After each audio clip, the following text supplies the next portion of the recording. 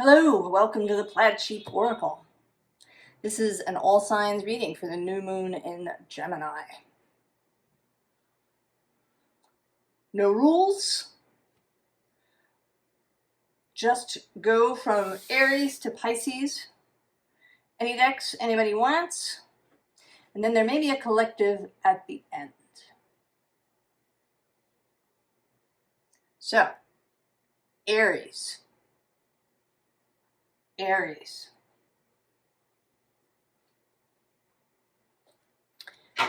I'm going to note the Lovers. Gemini's card is here at the top.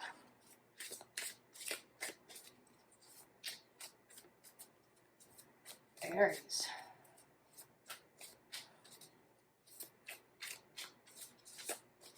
The guidance I got personally before doing this reading was be playful.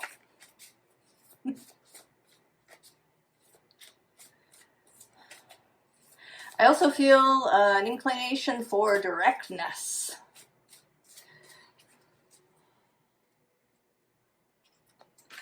Be direct.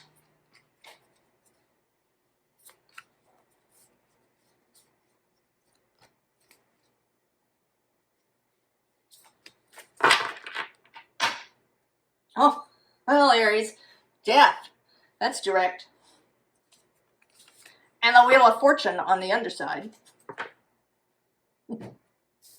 No messing around there. Oh, the Eight of Wands, which has been everywhere since the Sagittarius full moon.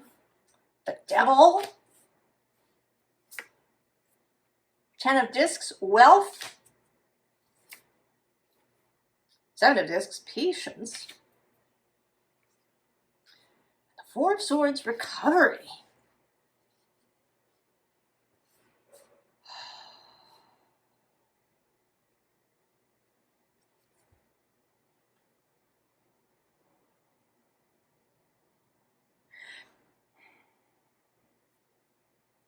How this feels is like sort of running up a mountain and then skating down the other side. So there's an intensity at the beginning and then you reach this peak.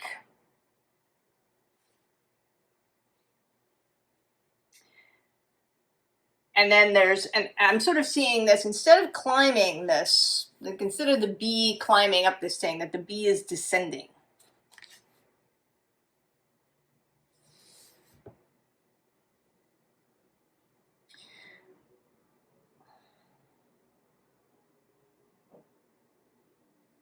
I actually saw this morning, this always happens, it always does. I see something in a little video or I read it and then it has direct relevance. So this young girl working on a farm and she was wheeling a wheelbarrow and she got to the barn and then there was sort of a little step up.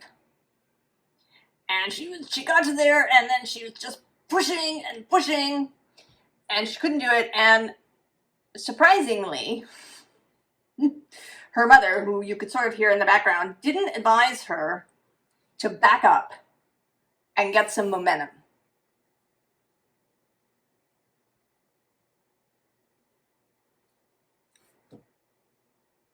I feel like maybe there's something you've been pushing at, this devil. And really what it needs is some momentum. What's under death? Oh, it's change. Also, the Princess of Cups. And then we have victory. Oh, and then there's the Lovers. There it is.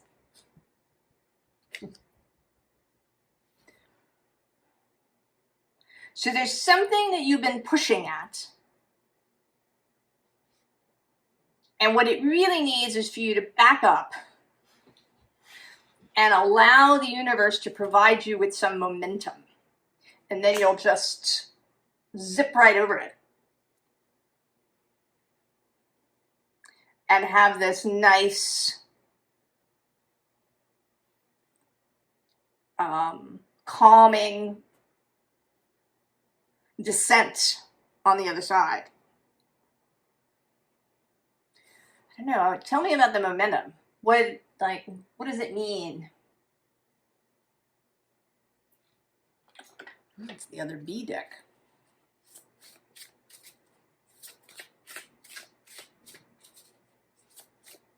Certainly, I would say that playfulness is probably part of it. That maybe you've been a little serious. Maybe you've even been scolding yourself about whatever it is.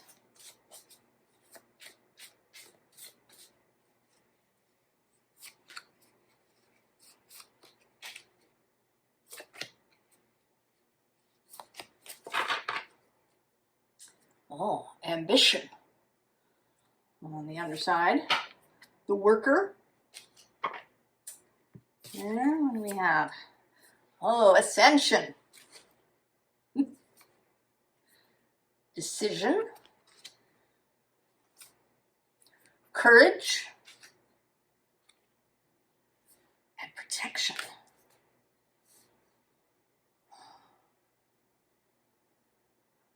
Huh. Well, that's sort of interesting.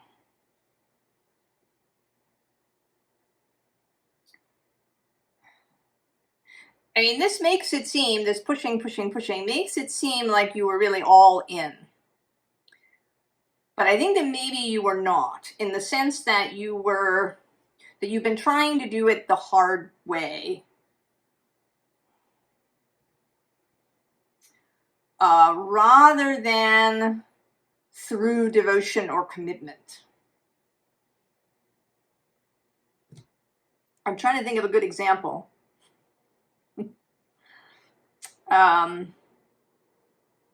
Trying to do something through willpower rather than through this devoted commitment, this ascended version of things.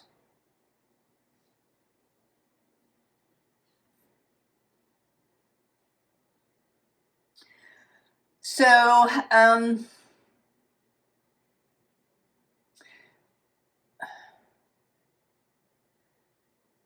saying that you are here to be guided by your inner being and source, but continuing to sort of insist on making your own decisions. Or, if you're guided to turn away from something, to kind of continue doing it. If you know that I don't know, you have a tendency to buy the wrong kinds of food if you go to this store. Because it's, maybe it's all of the bad stuff is front and center. And you've been guided to go somewhere else, but you kind of insist on going to the first place and then using your willpower to stay away from the bad food. There's a stubbornness, which I feel you, Aries. Right? The ram. Right? This kind of the ambition.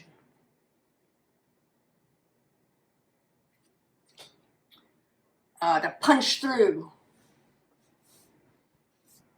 To will your way through. And that isn't it at all.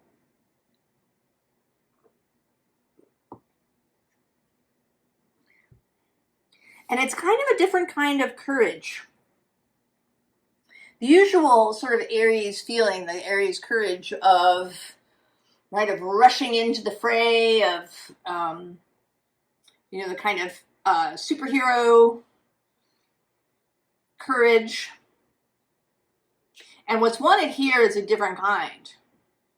It might be the courage to do nothing sometimes. The courage to be soft. The courage to wait. The courage to do something that feels uncomfortable or that just feels unfamiliar.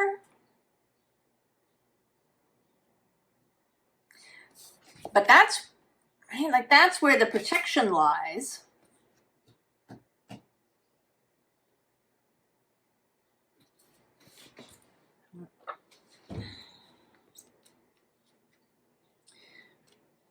So there's something that you've been pushing through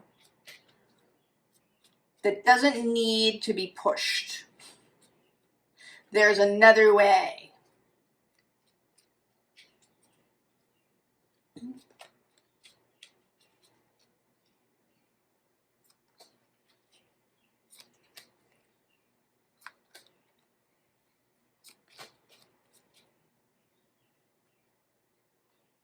Oh yeah, there's the Nine of Wands.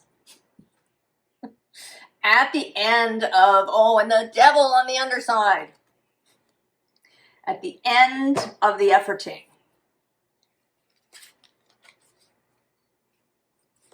Oh, Two of Wands. The choice. Ten of Wands to drop the efforting.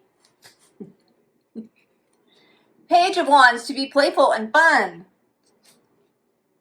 And then the Ten of Pentacles. There it is.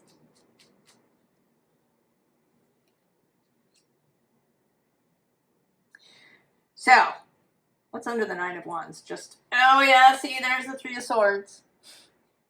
And we're going to go one more to the Moon. Whatever you've been trying to push through, punch through,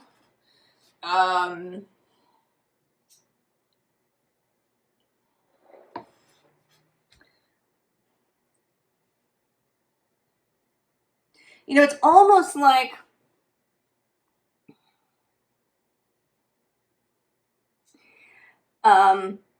you know, sometimes the thing that appears to be the more convenient isn't. I personally take, when I'm out and about and I need to make a note of something, I do it with pencil and paper. I just have a little notebook and I just jot it down.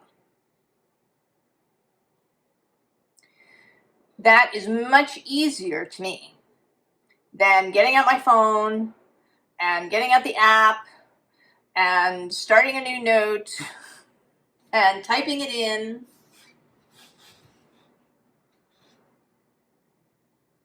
Or the way, if you're old enough to remember customer service, when you always got a person.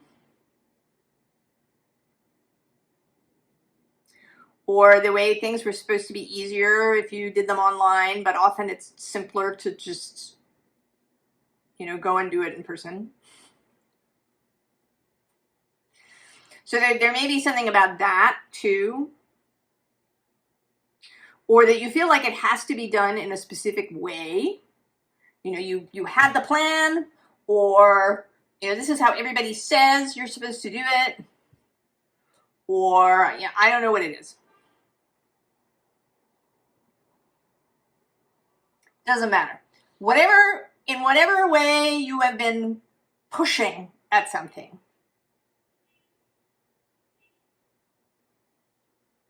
allow the universe's momentum, allow the energetic alignment through play and through curiosity, through new choices, through beginner's mind, to sweep you through, rather than attempting to bull or ram your way through. Aries.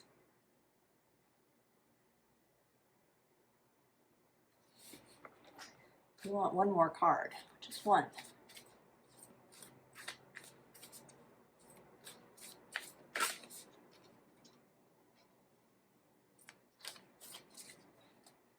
What's on the bottom? Oh, life force.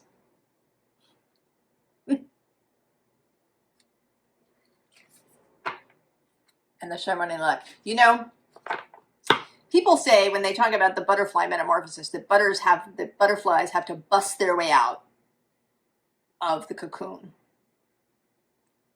to be strong enough. It's actually not true. I can say that. I have seen, I once brought a butterfly caterpillar home from the farmer's market on a root plant. And she grew and grew, and she became a butterfly here in my house. She did not bust her way out. She made a little hole at the top of her chrysalis, and she slipped out and then fanned her wings open and let them dry.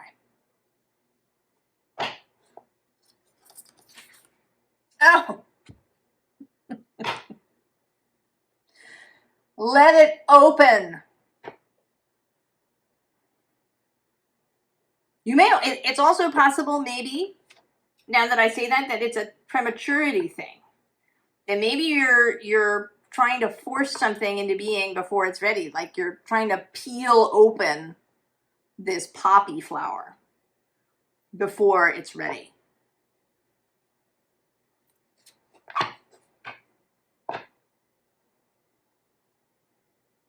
Impatience, perhaps. Oh, Aries. You know what I'm saying, I think. Even if you're grumbling at me at this moment.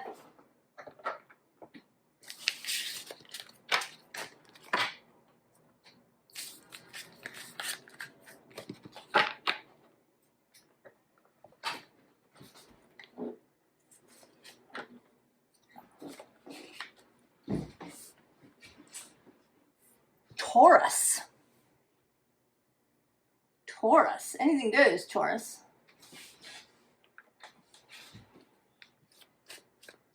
Tarot of the Sevenfold Mystery. You know, oddly, that's making me think of like folding something. Right? There's, if you've ever out there in the YouTube world, if you've stumbled on it, people who show you, ways of packing your clothes. If you're somebody who travels a lot and you want to maximize your suitcase space, there's all these different ways to fold things. The Marie Kondo fold versus other things. The Sevenfold Mystery.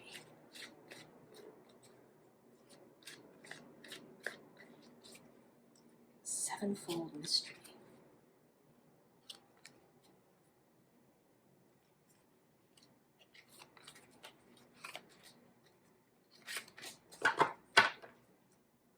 Oh, Fortuna, the Wheel of Fortune, and the Chariot, the Moon card on the underside. Now, the Moon and Mercury are mutually receptive. Mercury's in Cancer. And then there's Moon in Gemini in each other's spaces. Ace of Swords. Oh, the Hanged Man. Six of Swords. Nine of Cups. And the Three of Wands. So there's a whole little story here.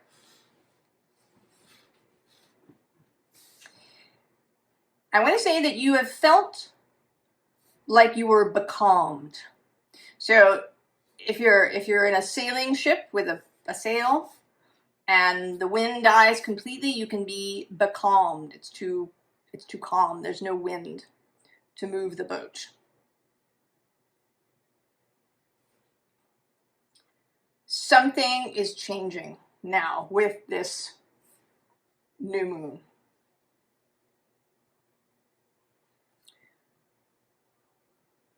That this Wheel of Fortune, this Ace of Swords, it's like a new wind blowing. You've been hanging here for too long. It's now it's no longer comfortable. You were up there, you were exploring things, you may have been building various skills, making inquiries into yourself. Now it's time to go.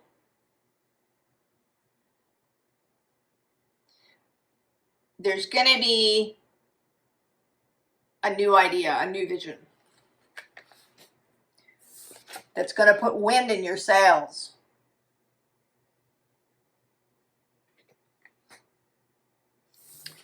You're going to feel like you've climbed to the top of this hill, you know which way you're going. And you're going to get there. You know, this boat, when a big sailing ship would come to a place where there was no dock, you would get in a little rowboat and go to shore in the rowboat. I think you're going to go somewhere where there's no dock. Somewhere new. Now, it may be new, entirely new for everybody in the world, or it may just be new for you. But regardless, there's no dock. But that's okay, because you're totally ready. You have everything that you need.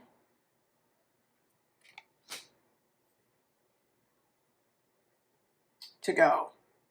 I mean, below this Wheel of Fortune is the King of Swords. Oh, and there's the Sun. Oh, throwing things around. And the Ace of Wands. Oh, and the Page of Wands, too. And I'm going to go one more with Justice.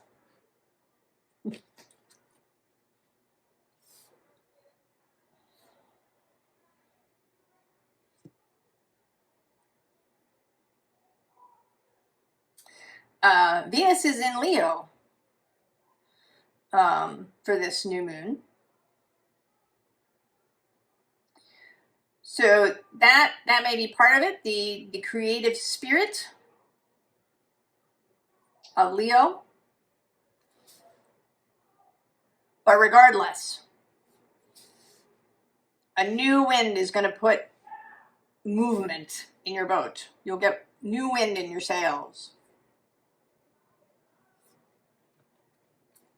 Taurus.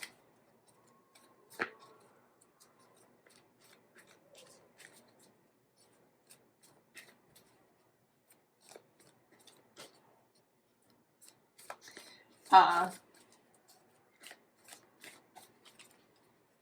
see.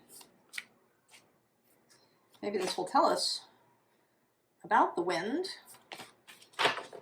or maybe about the destination. Oh, or not. It's the mystery. Oh, partnership on the underside. That's interesting. Oh, the hawk. Omens, messages. The owl, with both deception and wisdom. And wealth. Well, this certainly seems like, right, this sort of this Ace of Swords, this new vision, a new perspective, the new information, the new message, the new idea. Then there's the landing of it, the ability to put it into practice. And then there's the outcome. And I think this is whatever it is. Might be wealth, might be money. Might be something else. Might be a successful relationship. Might be a child. Might be a new job. Might be an artistic vision. What's under the mystery? Oh, it's another bird, the eagle. Spirit, integrity, connection to the angelic realm. And then yet another winged creature with the butterfly.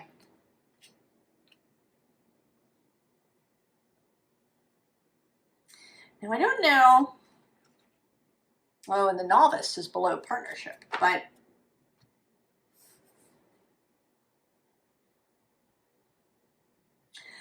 I don't think I'm going to get any more about, I mean, you may know what this is anyway. Certainly you know what you want. And it may be that, right, that the sword will bring the answer. But I kind of want to know about this partnership underneath. Is that you and your unseen squad? I don't know why I want to call it a squad, but or you and a person?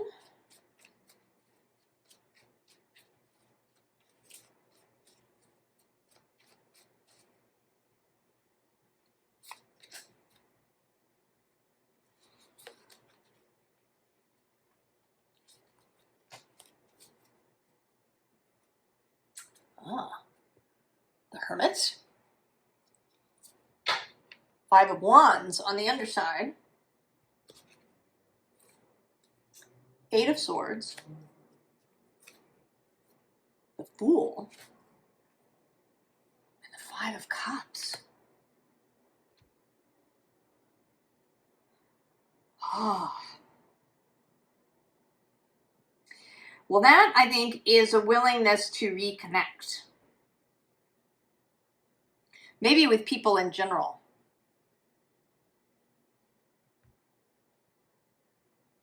That there's been this hermit disconnection. Below the Hermit is this 9 of Swords. Oh, and also this 7 of Wands. I mean, even this Justice looks sort of, you know, like there's this separation thing going on. So there's a willingness to take a chance.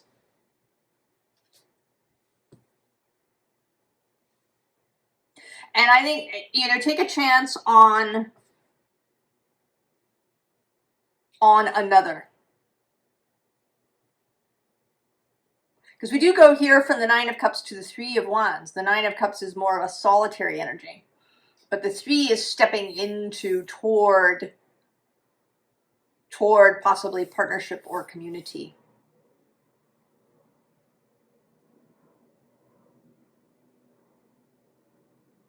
So the willingness to risk, to take the chance on sharing something, maybe sharing an idea with somebody, sharing your life with somebody, sharing your feelings with somebody.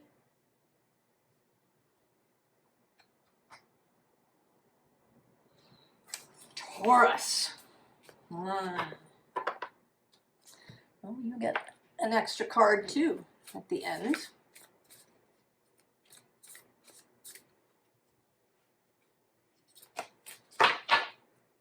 Oh, the golden thread.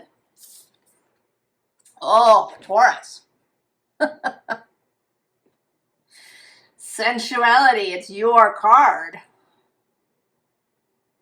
Venus in Leo.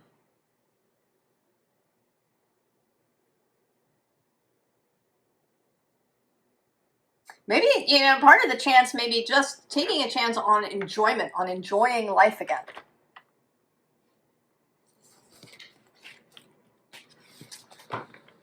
Oh, Leo. I like it.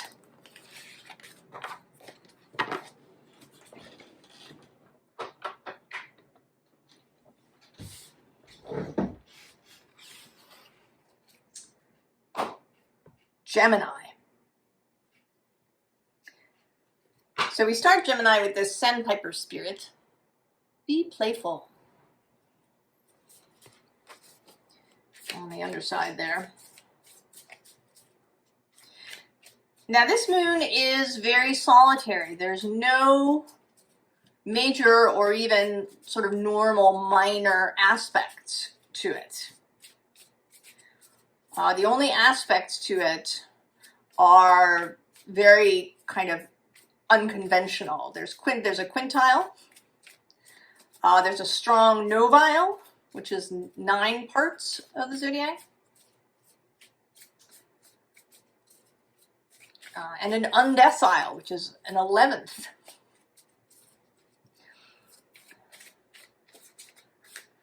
This moon is also in mutual reception with Mercury, because Mercury's in Cancer. And then later this month, Mercury stations retrograde and retrogrades through Cancer. So Gemini, that is something for you. Actually, I'm seeing now that this deck was sitting on a deck that has the Queen of Cups, which is Cancer. And the moon is sort of here on another deck right beside it.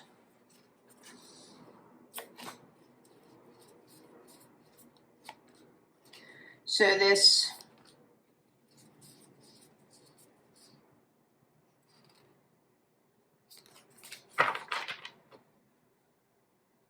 electric eel spirit, bring your ideas to life. Now this electric eel, there's this Uranus energy running through the whole thing too. Not conjunct the moon's way over on 24 degrees plus. And Uranus is back at 2 degrees, but he's squaring the nodes of the moon, child on the underside, playfulness, fun, moth spirit, surrender now, book, brown bear spirit, take time out, grasshopper spirit, take a leap of faith.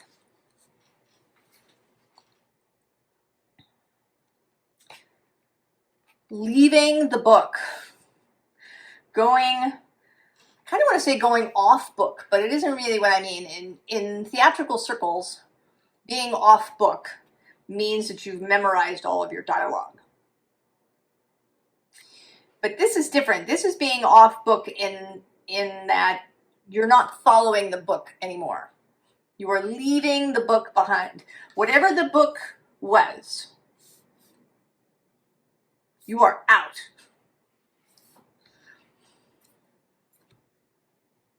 Underneath this, we have hawk spirit. Let spirit be your guide. We also have be fearless and bold.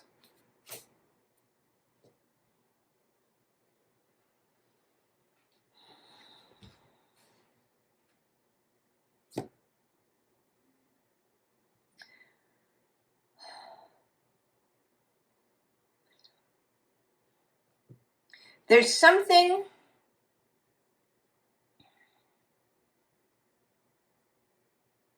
I know there's been some calling, some idea, something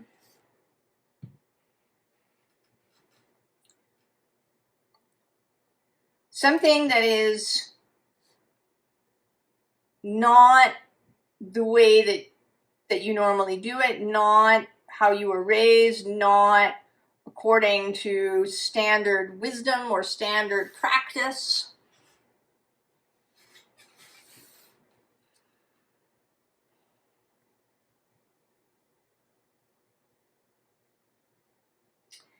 And I actually think that maybe you don't know what it is. That this moon is going to make it visible.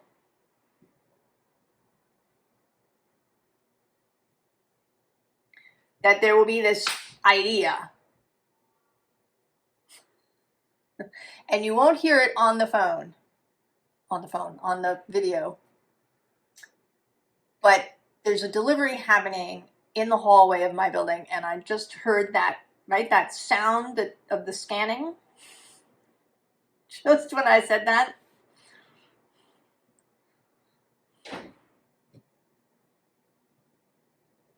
Something was just delivered, Gemini, at the time of this new moon. I'm recording this on the 12th. You're going to see it on the 13th.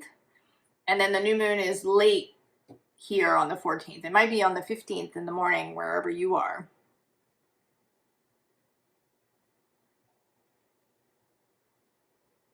Well, we need more than that.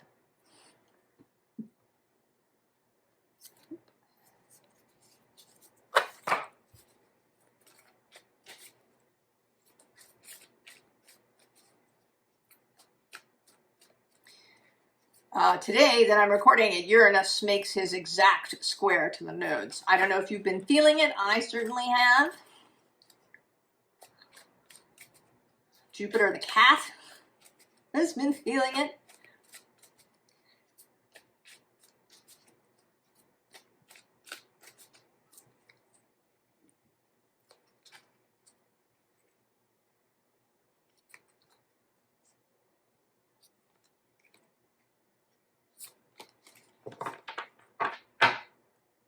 Oh, and there you are, the Magician. Oh, and a tower on the underside. But really the electrified tower, right? This lightning bolt doesn't, it's not destroying this tower. The tower is receiving this electric eel spirit's message. Knight of Wands. The Ace of Swords. I fully expect that to show up a bunch of times. There's the Moon. And the Eight of Wands.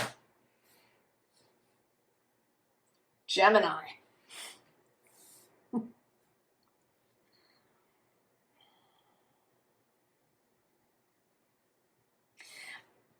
This is something that is going to be deeply personal,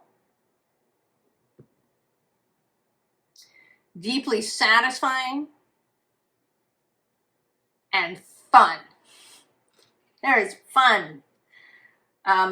Also, we do have this Eight of Pentacles. So it's also the beginning of something.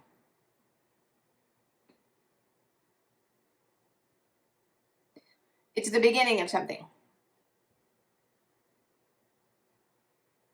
And it could be, I want to say that it could be anything. It could be a new profession. It could be, sort of discovering your feelings for another person near you. It could be, or their feelings for you. It could be, deciding to get pregnant. It could be realizing that you want to move somewhere.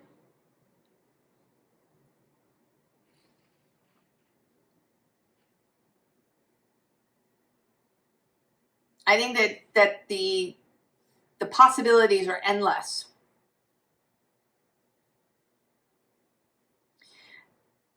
And you have to leave the book. You got to go off book.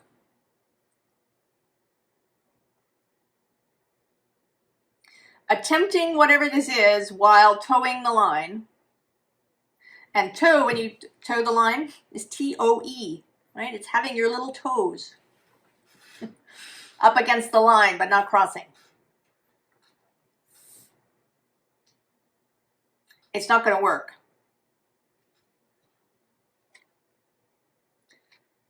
Whatever it is new, right? The Magician is not interested in the book.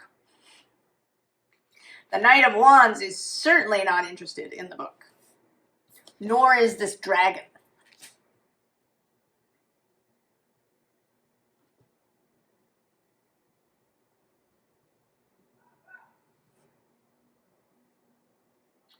And I also want to say that you're not going to get there by trying to force it. So I'm going to say that there is this surrender, but not like really just be at ease. Tend to yourself, kind of do keep your mind kind of clear and at ease. But I don't think that this is about, meditating 4 hours a day or, doing 6 shamanic journeys or any of that. I think this will happen naturally. Either on the 14th or in the days after. When the moment is right, this Ace of Swords will be completely visible.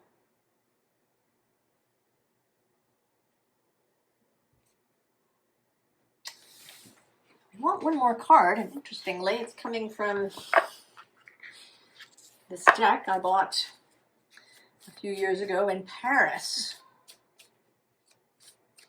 There is something maybe about Paris or the Eiffel Tower. This tower, this electric tower.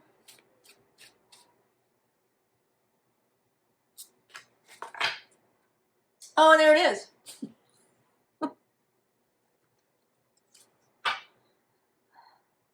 Oh, and this sort of ghostly figure of mystery underneath. What's this? Oh, it's the wheat.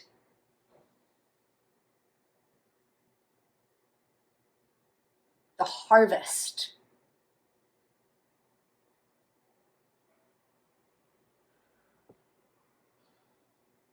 That it's not about efforting, that this, what is about to unfold, is you're going to be able to harvest it. You don't have to force the wheat to grow. It's there. This moment will make it visible. Right? The tower moment. And actually in this deck, I think that this tower, there's two towers. And this one, I think, is this the... Oh, it's not. Oh, it's the lighthouse.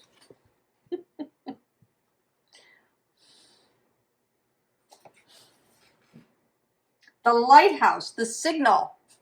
It's going to come on and you'll see where to go. Gemini.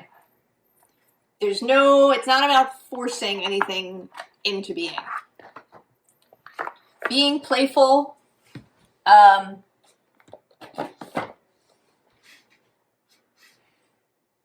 mean, maybe, you know, it is taking time out. I don't know if you had all kinds of plans for Sunday or this weekend or in the days following. Maybe you don't. Maybe you just relax.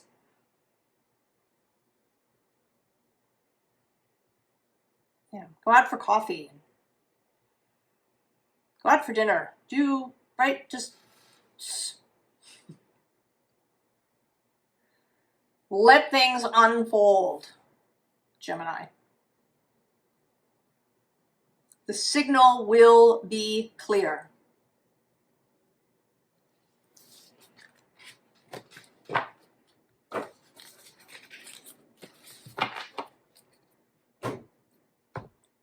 Cancer. Cancer.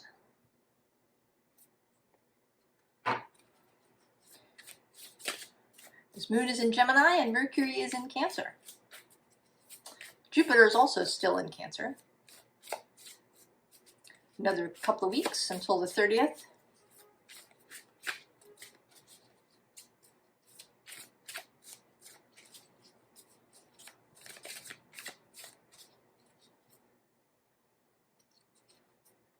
No, not that one.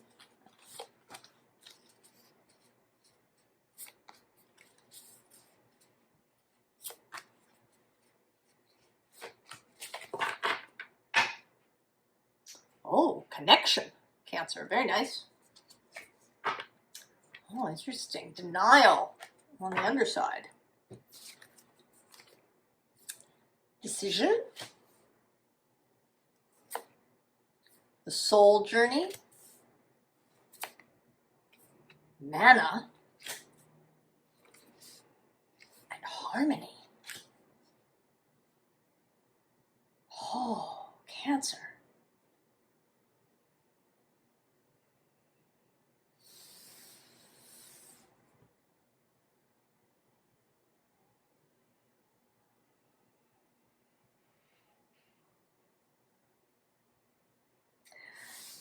I have the notion that you're going to receive some sort of invitation of some kind.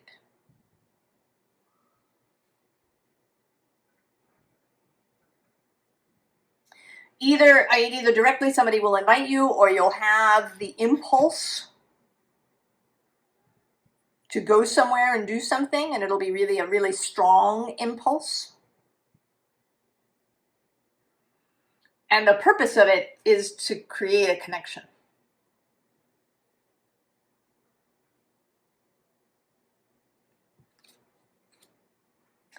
And that there's something that's going to seem daunting about it. Because we have this soul journey, or maybe not daunting, but important, significant. That you're going to feel the significance of it. And so it may feel a little intimidating in that way, you know. When something that feels very significant.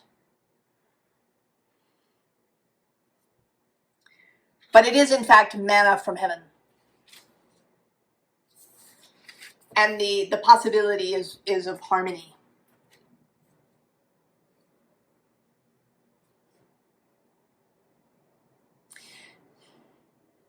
I think we need more. We need more, Cancer. Tell us more.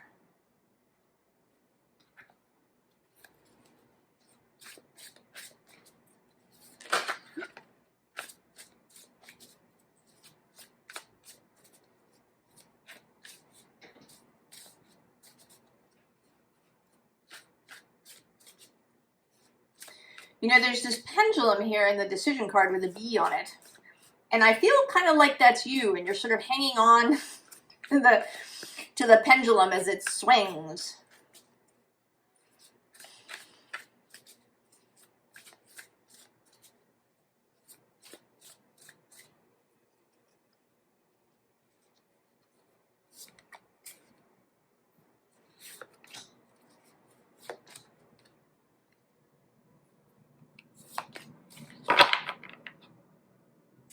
Oh, the Elder of Earth. Justice on the underside. You know, and in this card, I often, the flower is sort of the primary thing. So, right, it's really big. It's like a big, significant thing. 3 of fire. 6 of water. The 9 of water. And the Queen of water. There you are.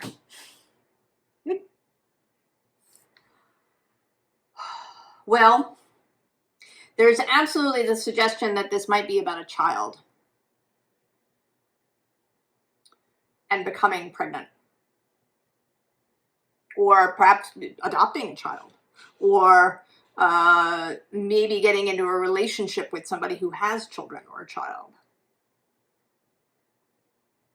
And it may be that, right, that's really daunting.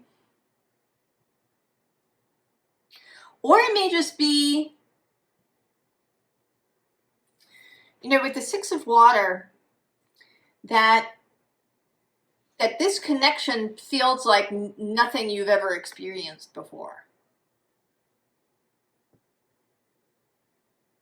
I want to say that there's a good chance that it's romantic if it's not a child. It's not absolutely certain. It could just be a very kind of deep, intimate friendship.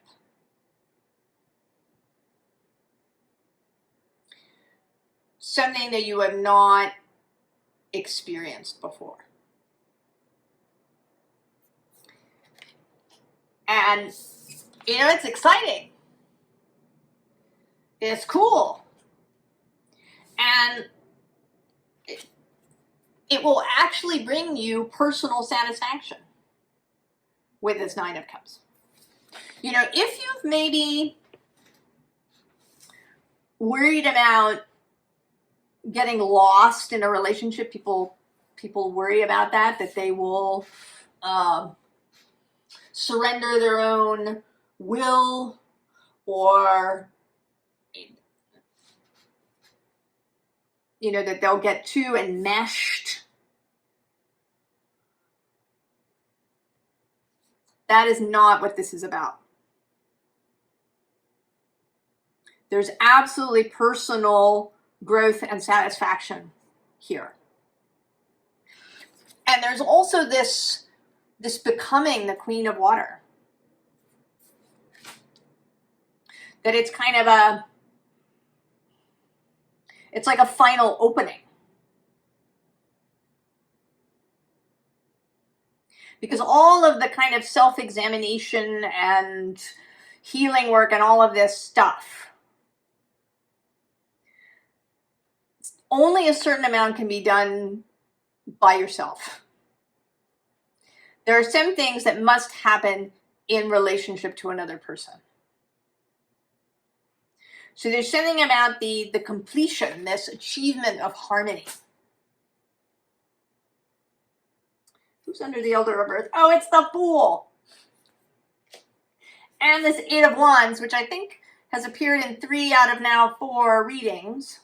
It might have even been in all 4. It was certainly in Aries and Gemini's reading.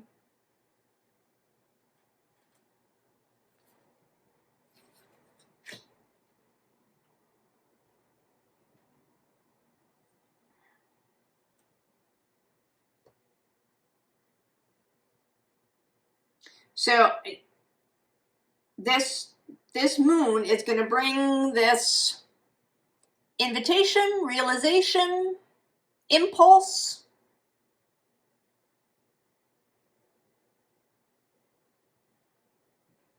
Right? The pendulum choosing a specific direction to swing.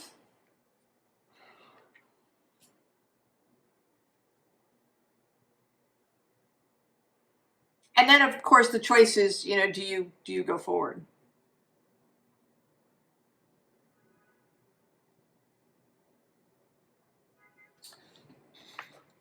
So, card at the end for you. Cancer.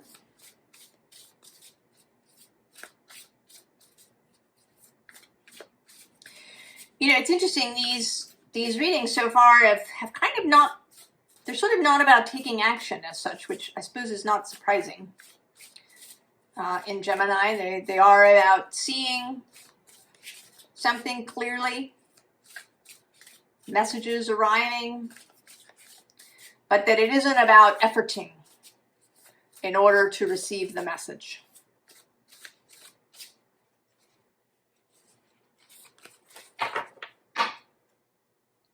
Growth here.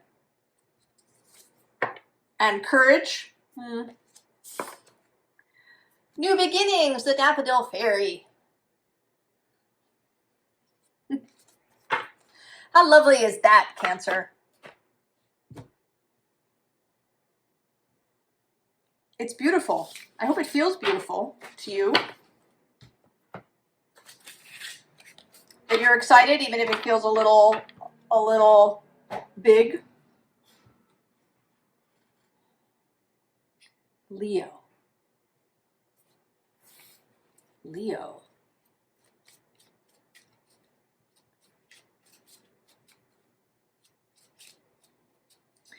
You are in great anticipation, I think, of Jupiter's move. There's been all this energy of preparation, of clarifying things, of really deciding where to go and what to do with yourself. Like, what is it that you want to achieve and see?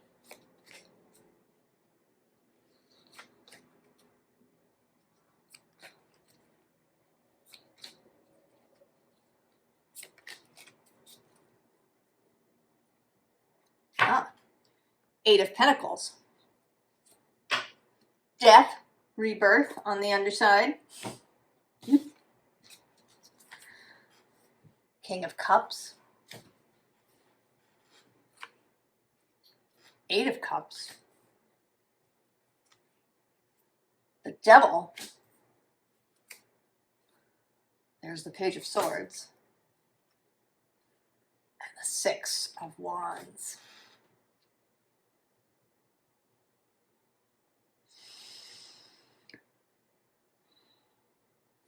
Well, he absolutely feels like Jupiter in Cancer. And then at the end here, Jupiter in Leo. This is Jupiter in Leo's card. And in between, we have this Eight of Cups, this Devil, and this Page of Swords.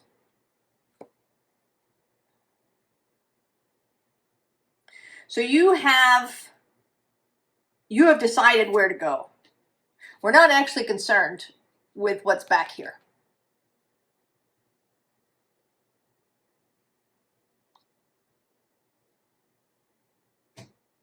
You're not concerned.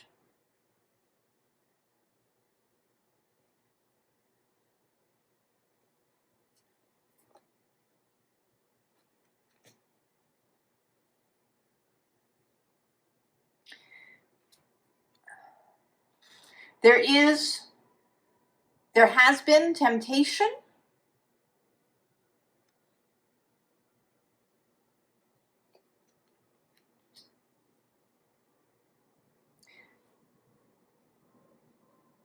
But I feel like this is actually seeing the devil really for what he is for the first time. Seeing him clearly. And saying, oh, is that what that is? I was worrying about it. Right? I was down here perseverating. And that's all he is.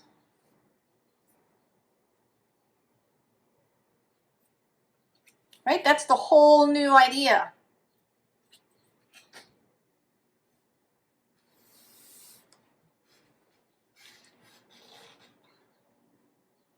The ability to see the devil for who he is.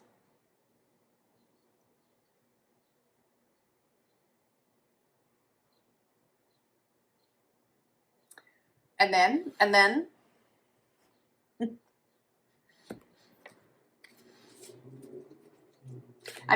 there's certainly freedom with this Six of Wands.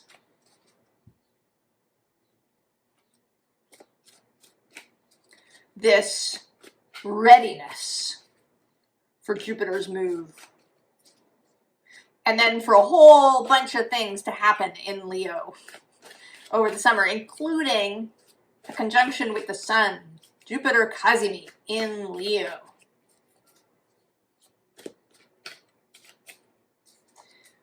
You know, for ancient astrologers, this was an anointing of a new king.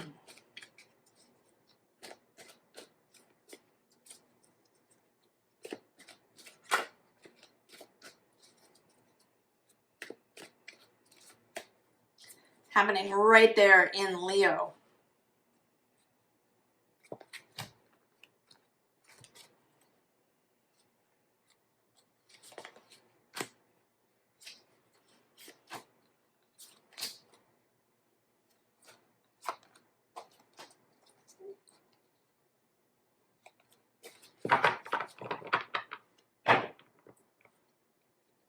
Oh, and there's the Eight of Cups.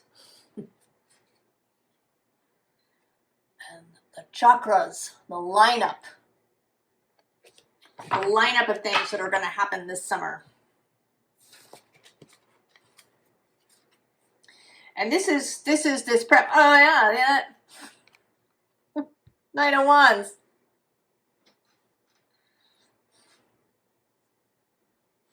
The inspiration. All Seven of Cups. Two of Wands. The Dryad of Death and Rebirth. The Master. Humility. And listen. Oh, Leo.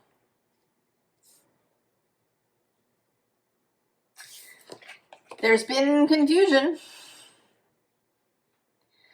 I mean, maybe there's even been confusion about who you are, who you want to be, how you want to move through the world. Certainly if you're Leo rising, this Jupiter passing through your 12th house of Cancer that space of the unconscious.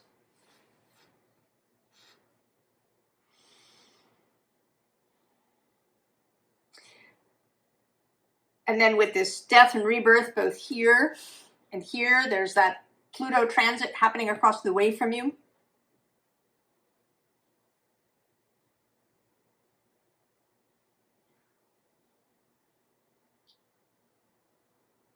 Really, like, just getting rid of the gack.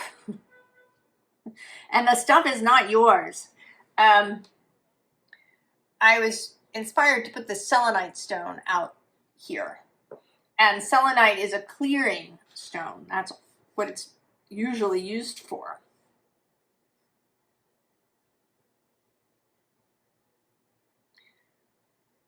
That there's a clearing out of just all the junk. Just all the junk that we accumulate as we go through life and talk to people. And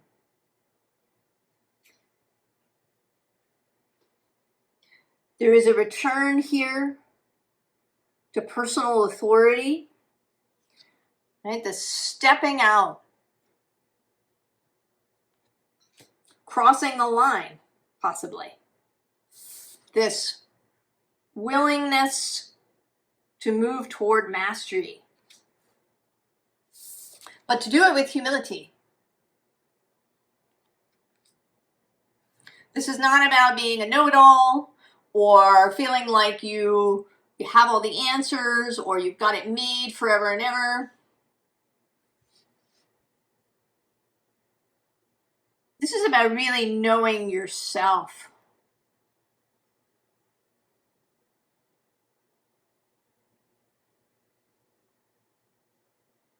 And being able to listen.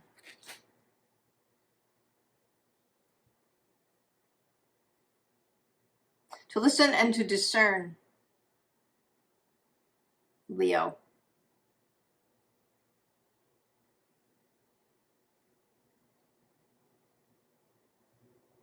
To be able to move forward and really make your own choices, rather than somebody else's choices.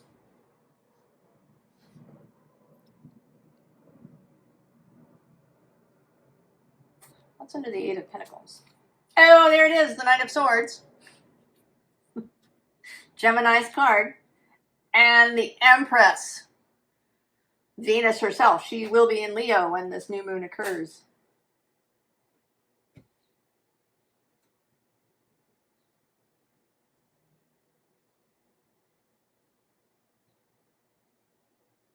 Clarity, understanding, seeing the devil for what he is.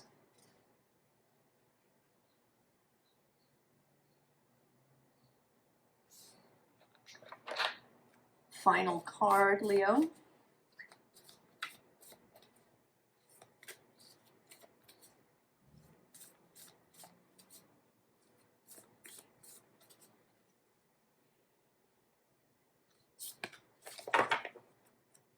Oh, there it is. Blue moon. The live oak. Longevity, reliability. The blue moon says second chances and magic. Oh, it's the hurricane lamp. Preparedness, inner light. So yes, what you are doing is preparing for this move of Jupiter into Leo and the whole summer, the whole July that expands out in front of us. Getting clear. Because I think that there's going to be a lot of noise. Maybe some things will move fast. Maybe.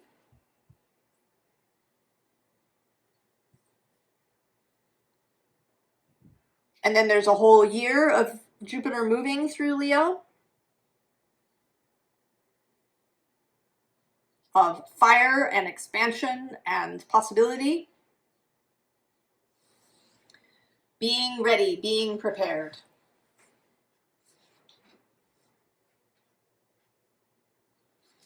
Leo.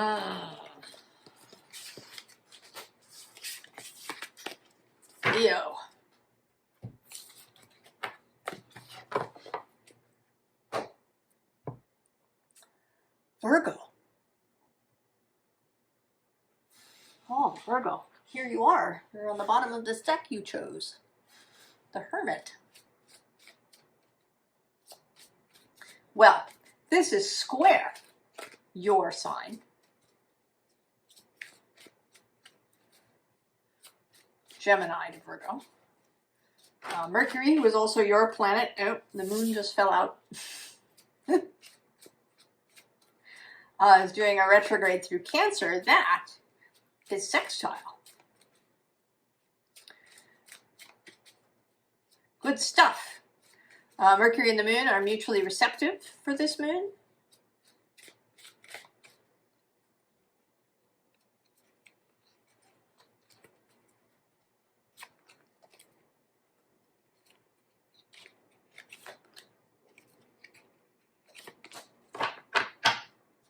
Oh, there it is. I think third or fourth time. The Ace of Swords. Two of Cups on the underside. Put this moon over here. Two of Pentacles. Three of Swords. Ace of Pentacles. And the Five of Pentacles.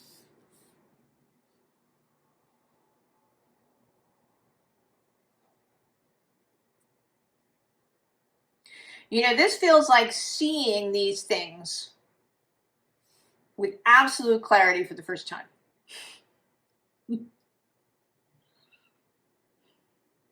Like seeing with absolute clarity how your relationship with the physical world, with, you know, living in the world, right? All the stuff that we do. Seeing the pain on the underside of it. Really seeing clearly how you've been making choices based on this false information or this old information. Seeing how you've been rejecting things. Right? This lovely stuff is chasing you. And you haven't turned around. And you know, we can know these things, you know, intellectually.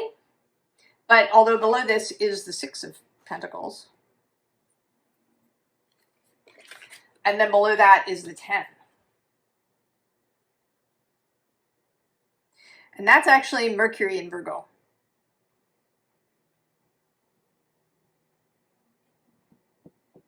This card. I think like really feeling it viscerally. And it may be that this Mercury retrograde has a lot to do with it. That this Gemini new moon kind of makes it really clear in some way. You know, I don't know. It could be that you just see something that's happening in your life in a different way, or maybe you see somebody else doing something and you're like, oh, I do that. I see now. Right? It could be that. So it opens the door. And then I think that this Mercury retrograde moving sextile is going to really bring it home.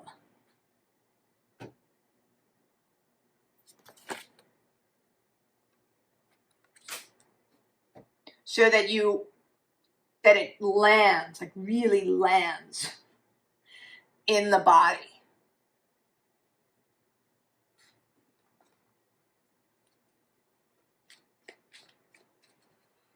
Right? These last couple of months. It might not even be. I think that the node I think the node moves, the south node moves into Leo at the end of July, like July 26th, I think. So there's really only a month and a half left of the south node moving through Virgo.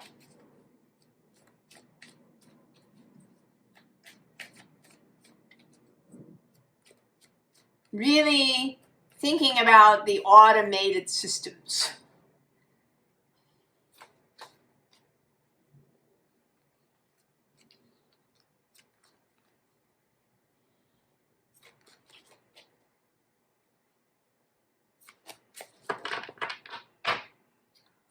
Oh, there he is, the magician. He came out in Gemini's reading.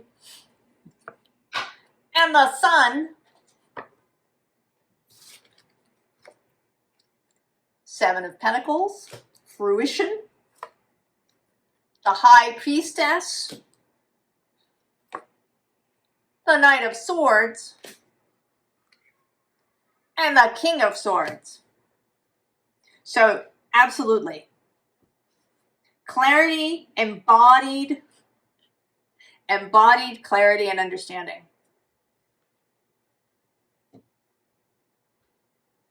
of any of the patterns and gack and stuff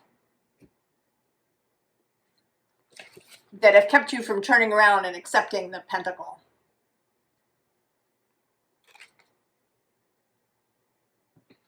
Who's under the magician? Oh, it's the 10 of Swords. That is where that's the decan where this new moon is happening, the 3rd decan of Gemini. 10 of Swords country. What's next to the sun? Oh, it's the 10 of Pentacles.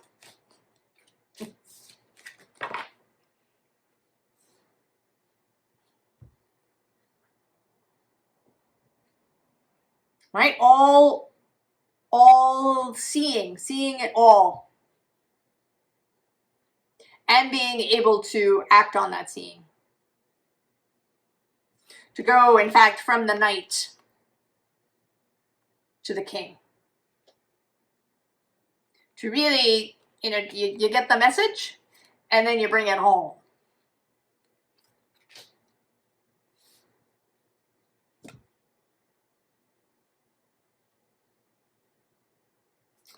Virgo.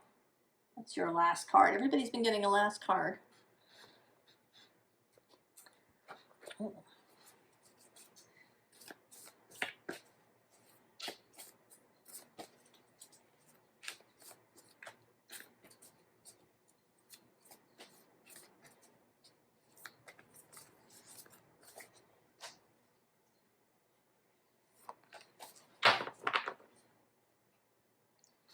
Lost lands, soul memories and gifts. You've done this before. And end call, healer, seer, soul purpose.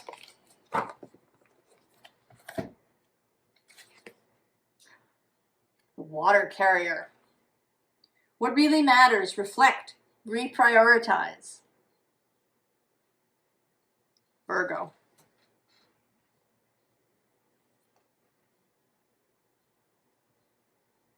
And also the sense of the water and earth, of water, the spirit of the water embodied in these women. And there's 2 women, right? Like Gemini.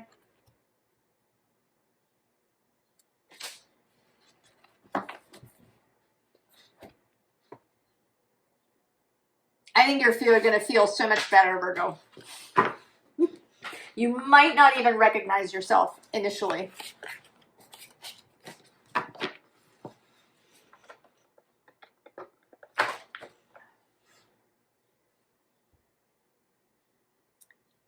Libra. Libra.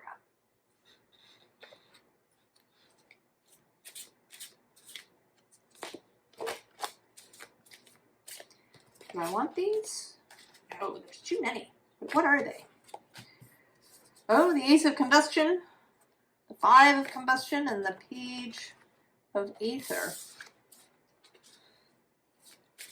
It's a very large deck, and I have small hands.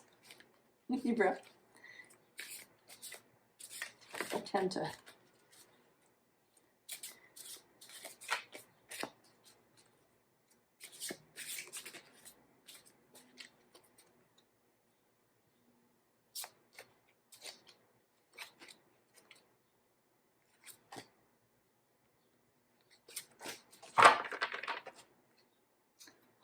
The Eight of Pentacles, Eight of Cups, Six of Combustion. Oh, the Ace of Fungi, Ace of Pentacles. Eight of Combustion. This, I think, is its fourth or fifth appearance of the Eight of Wands. Two of Aether. And the High Priestess. Libra.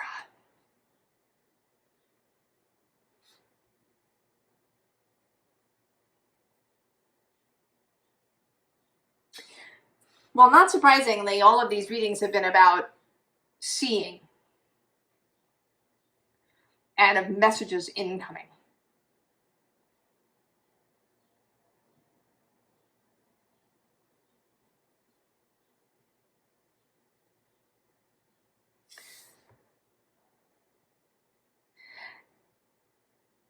You know, and this seems like going from having this sense of not really knowing what's going on,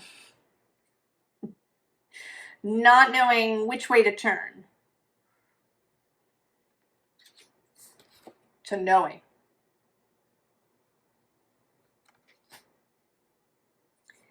And there's something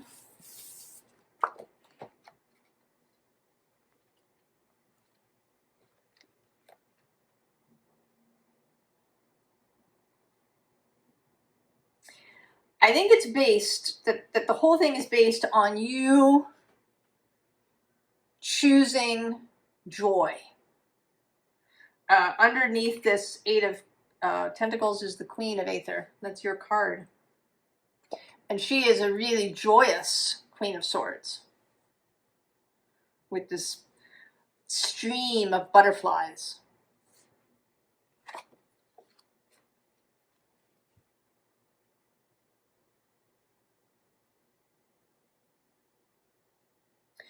That you're not even concerned about this tentacled thing behind you. You have been able, or you are going to be able, shortly, to move toward, rather than concern yourself with away.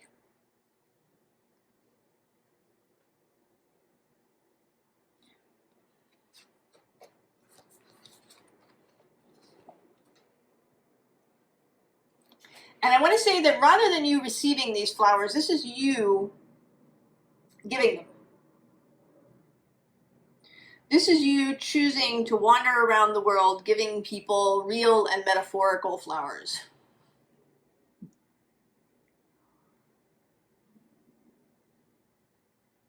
Choosing to not be a doomsayer or a pessimist, or to not be jaded, to not be cynical, to be excited, to be optimistic, to be joyful, to be giving, to be at the party.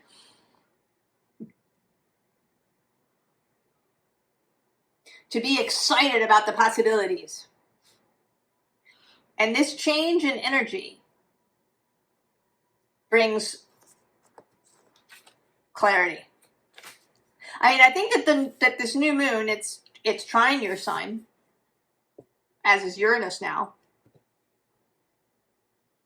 I think the message is it's coming in, it's coming in, it's coming in, and this is simply the ability to receive it.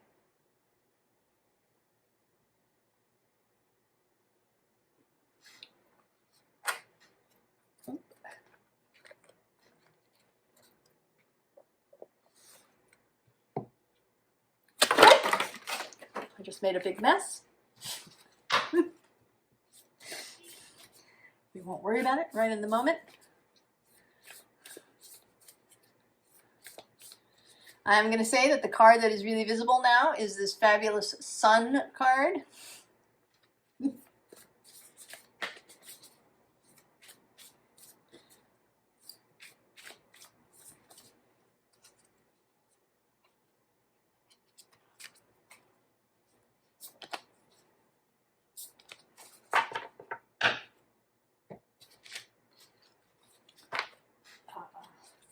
Mother Rose.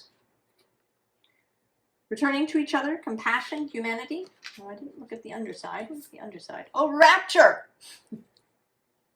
Sensuality, love, devotion, romance, ecstasy, pleasure.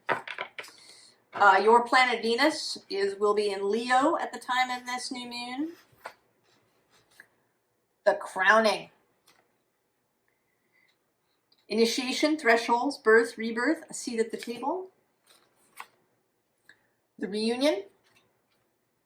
Soul recognition, collaboration, partnership, friendship. And the return. A new story, you decide, alignment, it's coming together.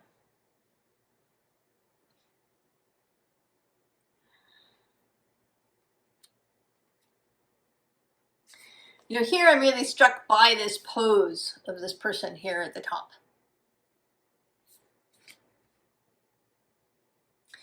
I kind of want to say that you are being the Mother Rose in the sense that you are the one who is proliferating these roses. Right? There's a concept in medicine making of the mother tincture, or the vinegar mother, or, you know, that you are where these things originate and you're spreading them. Right? This crowning.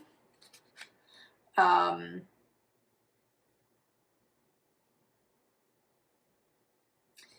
this reunion.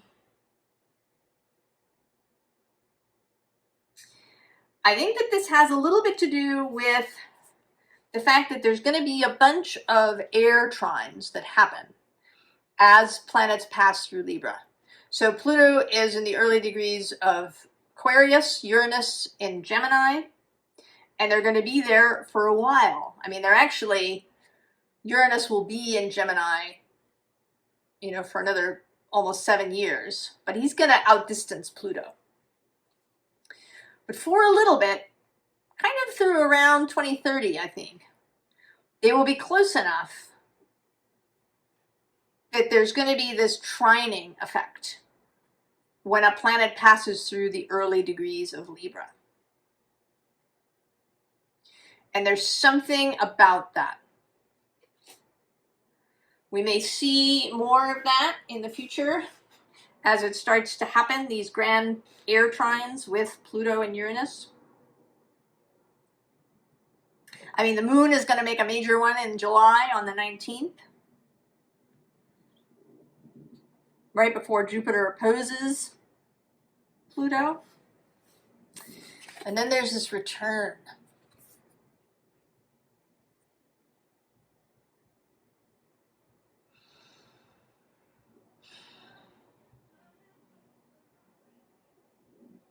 It is like a return to your full self.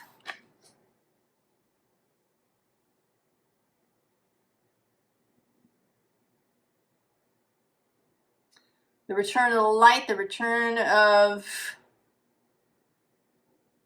really feeling like yourself. Of an ease, of a comfort in your own skin.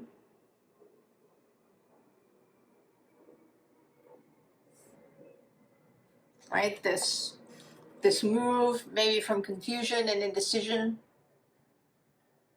to knowing. And maybe also to a greater comfort with mystery. That you don't feel like you have to know everything immediately.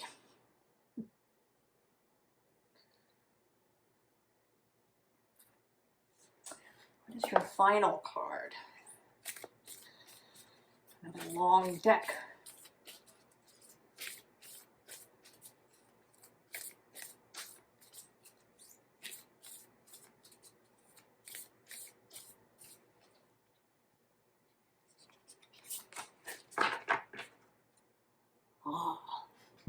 Wings of light. Yeah. Yeah, going from, who's on the underside? Oh, grace and gratitude. And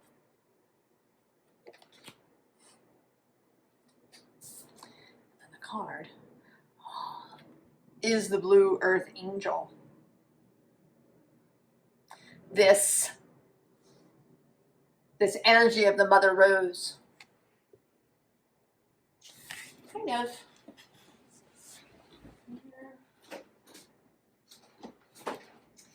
This book has interesting things in it. Right? It's actually it's the back of the cards. Right? So it is, right, it's like the source.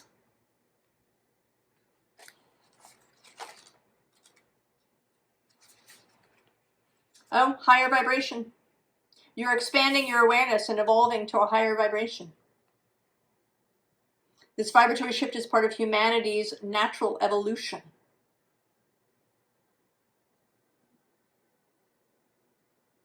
A new era will soon be born, one of higher awareness and great love. You are part of this new world.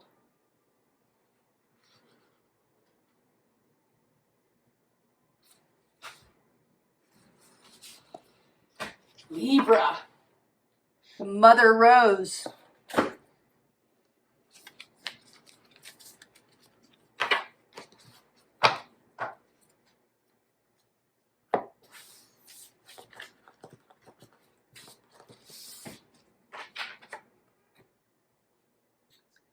Scorpio.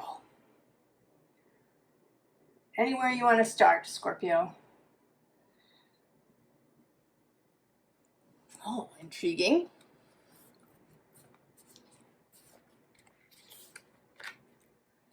Starting with poo. Scorpio. I like it. So, this moon, quincunx,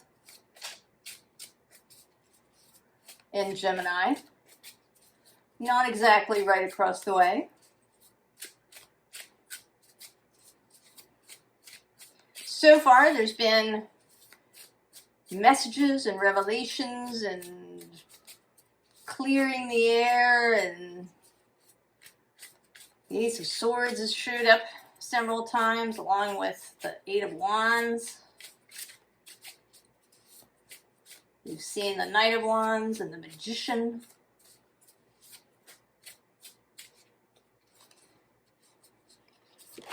Ooh. What is that? I'm gonna put those over there.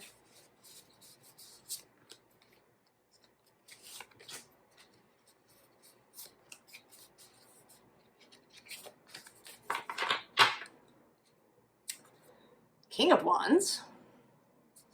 And the Seven of Wands. He climbed and he climbed and he climbed, and as he climbed, he sang a little song to himself.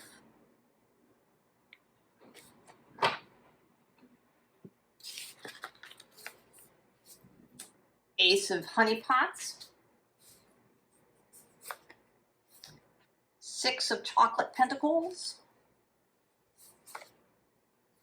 Six of Swords. There it is, the Ace of Swords. And the Three of Swords.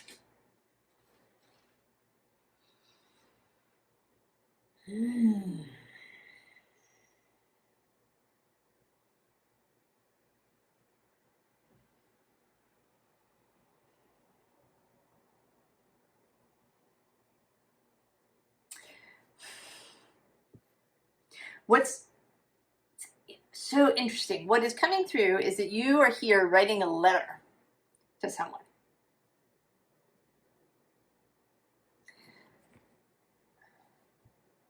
And you're writing a letter about what's happened.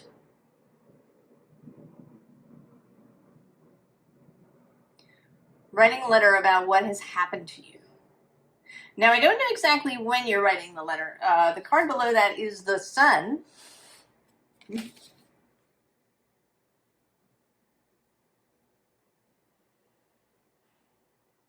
So what you tell this person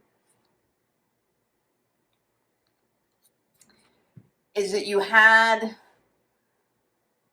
a kind of love revelation.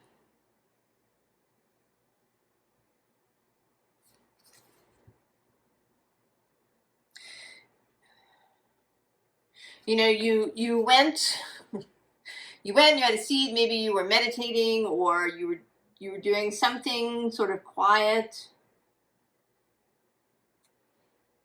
and you saw the Ace of Cups. Maybe in a way that you never have before.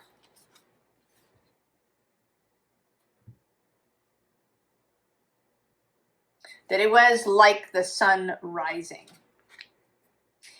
And it instilled something in you. It instilled this feeling of generosity, of receptivity, also this desire to kind of look at everything that you think about. To take a kind of journey through your beliefs.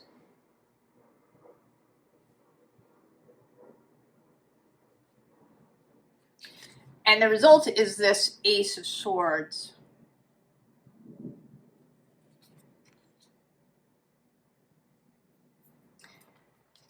And then the Three of Swords.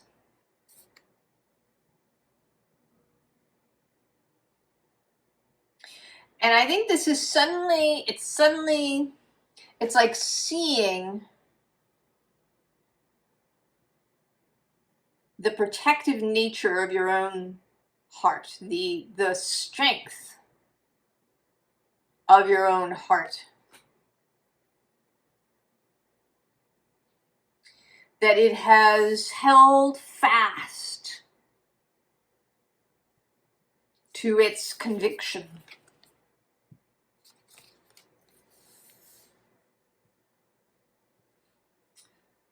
That it's held fast to its conviction about love and about beauty and joy. No matter what rain fell,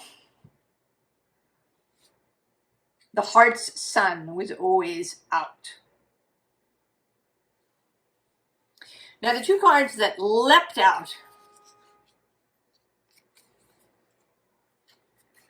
were, interestingly, Judgment, which I saw, and then the Hermit, which came out face down.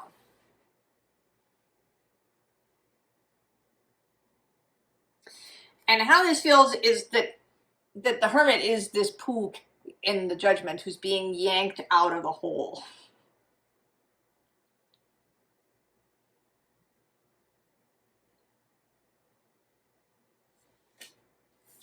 That you're being pulled out. And the question is how that happens. Because there seems to be the fact that these two leapt out of the deck.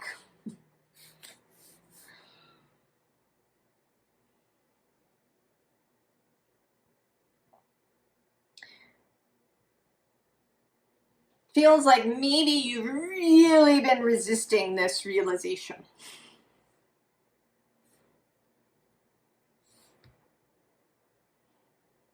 But there's something now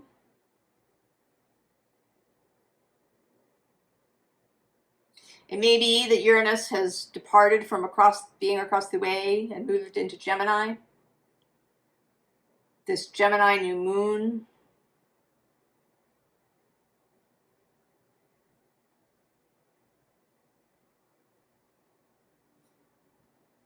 Mars, who's your planet across the way from you in Taurus.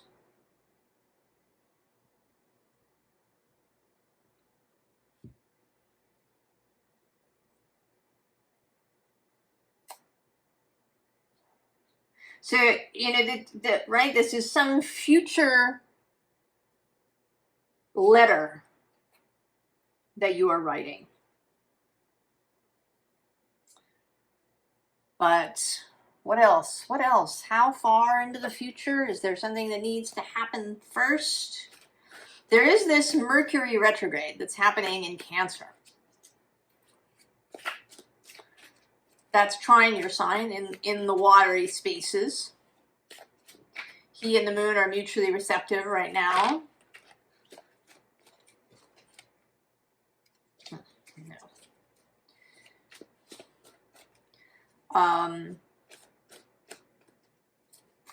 Then later in the year, he's going to have a retrograde in Scorpio, as will Venus.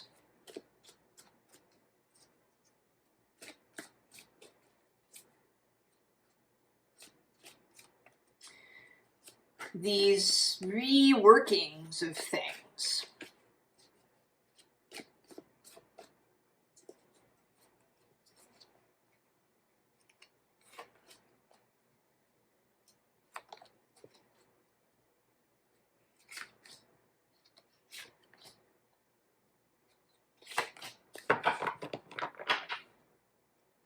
Ah, the High Priestess. 8 of Pentacles on the underside. 7 of Pentacles. 3 of Cups.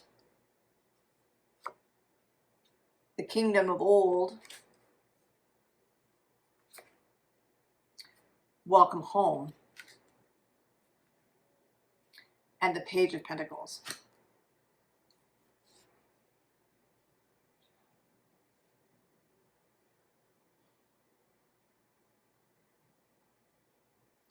It seems like it's simply time. It's simply the natural result of everything that you've done up until this point. Experiences, ideas, thoughts, choices you've made. You have, more often than not, chosen the path of the 3 of Cups. If there has been remaining kind of gack, remaining cynicism or jadedness or pessimism,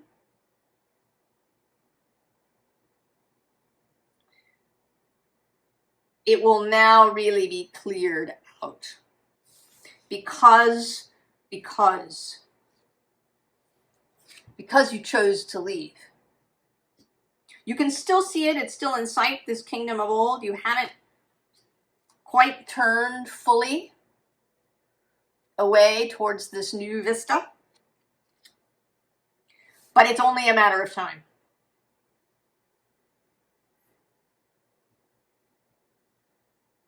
A true thing about the readings and this moon is that it's not about force or efforting.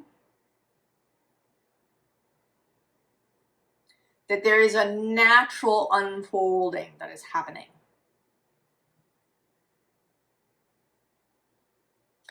And maybe this was a feeling that you were having, that you were being pulled out prematurely. You were being kind of dragged out prematurely before you were really ready. I mean, this one came out face down. But now you're really coming to that readiness. What's under the High Priestess? Yeah, we have contemplation and the ghosts and the relic. But we also have beyond that benevolent world.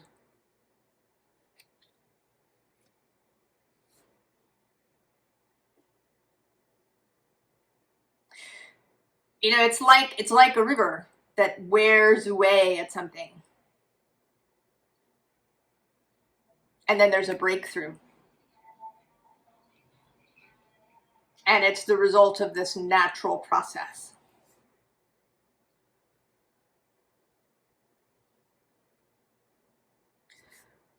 So take courage. Scorpio, take solace if you need it. Be cheered, because this moment is coming when you can write this letter, when the sun will really come out.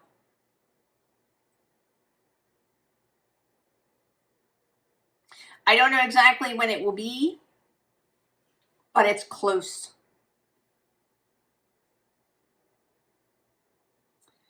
Can I get a little bit more, maybe? Well, you're choosing this deck that has the sun on the surface. To me, that feels very close.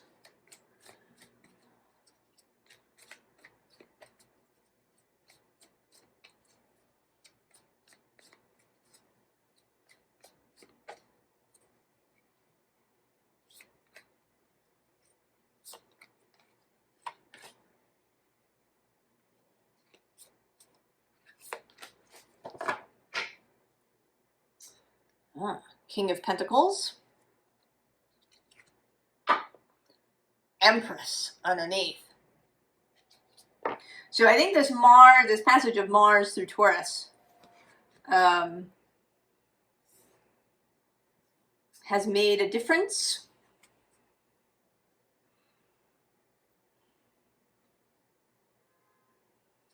This Mars through Venus's domain.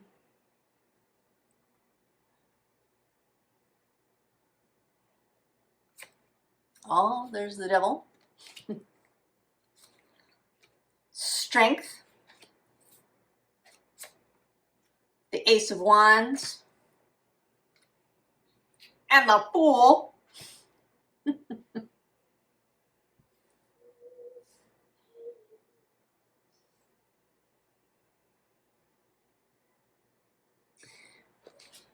I mean, here you are sort of clinging to the devil's leg. And then we have you here with the lion beside you instead.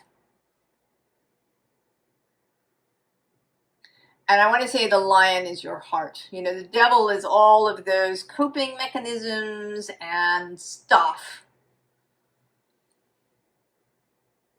that we all create. And then the lion is your heart, your courage, your valor. So recognizing yourself truly, really truly, without, you know, the need for rosy glasses or too much criticism. Recognizing the strength of your own heart that has been with you and has been there through all of the travails, has grown stronger, more resilient, more compassionate, more tender with every rainstorm.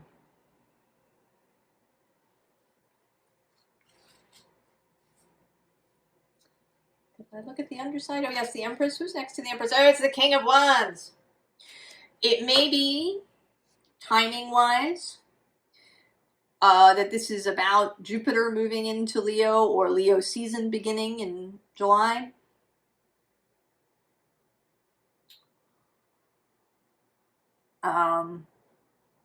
Or not.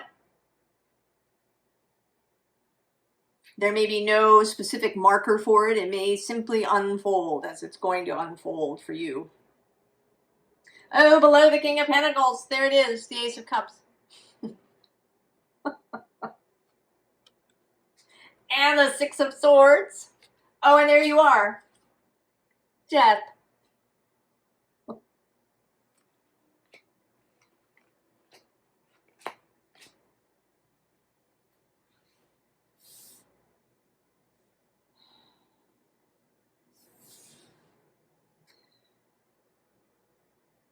It is happening, Scorpio.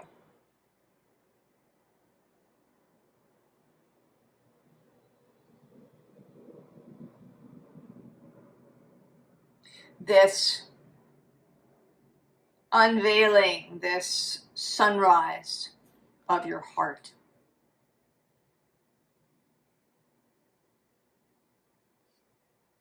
That you have been longing for. Right? This fool is waiting for the sunrise. He knows it will come. There is no doubt in his mind. He is serene.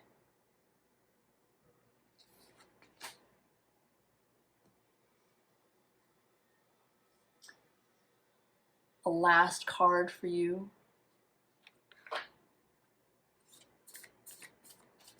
Scorpio.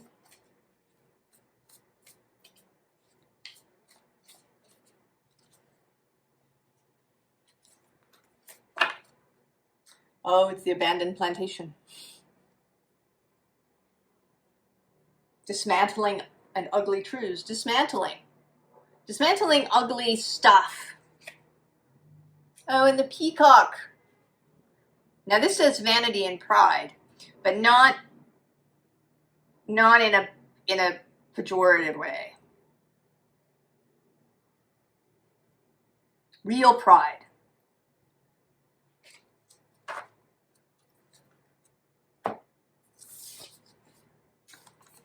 The grove. Divinity and awe. Right? The sun in the trees.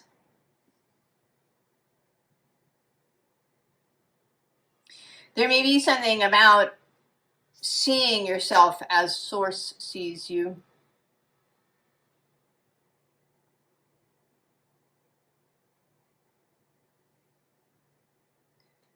Seeing yourself as Source, as God sees you. Scorpio.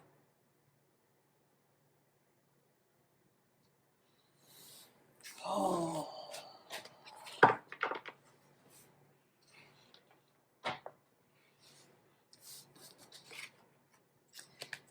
Quite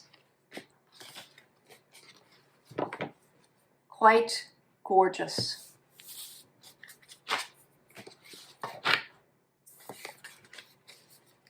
Quite gorgeous. Sagittarius. Pointing out that sensuality is on the bottom here. Came out in Taurus's reading. Well, you, Sagittarius, this is across the way. The other half of that Sagittarius full moon that we had 2 weeks ago.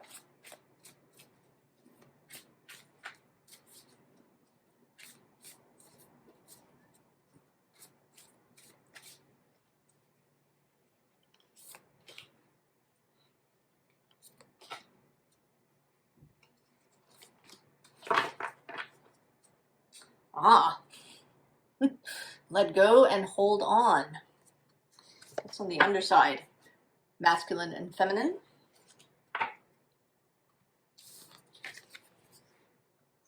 Inner spring and inner autumn.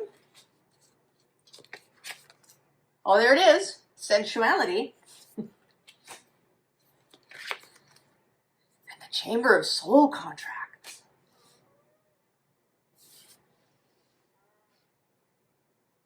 Oh.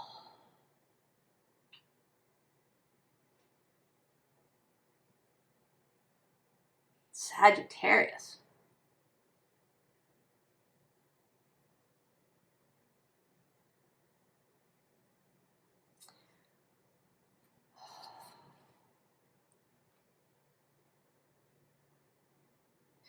It seems like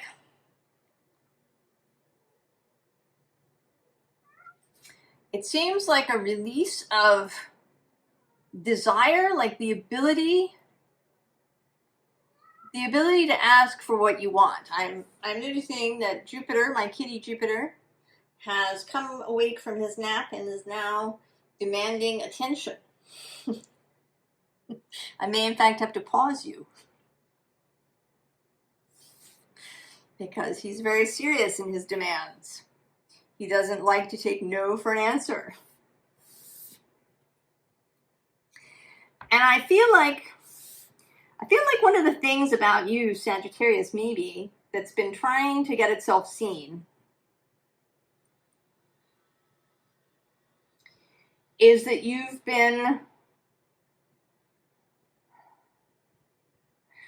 sort of been censoring your desire, I think.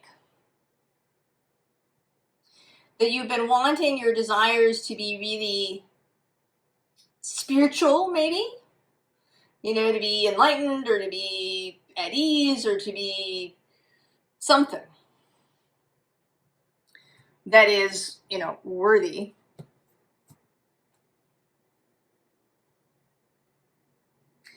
And I feel like there's some personal, really personal desire that you have. It might be for a really romantic, sexy, sensual relationship. It might be for various kinds of sensual experiences. It might be to have, you know, a really gorgeous self. I don't know, there's something that you have wanted that, in fact, with this soul contract, has been on its way, is part of the thing.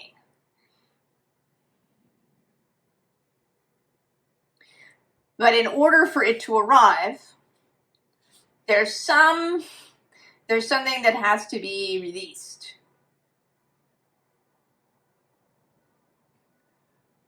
And I definitely need more. I need more. That's interesting. Not the deck I would expect. It's the Mindscapes deck. But you are, I mean, there is a thing about Sagittarius with traveling to places, going hither and thither and yon.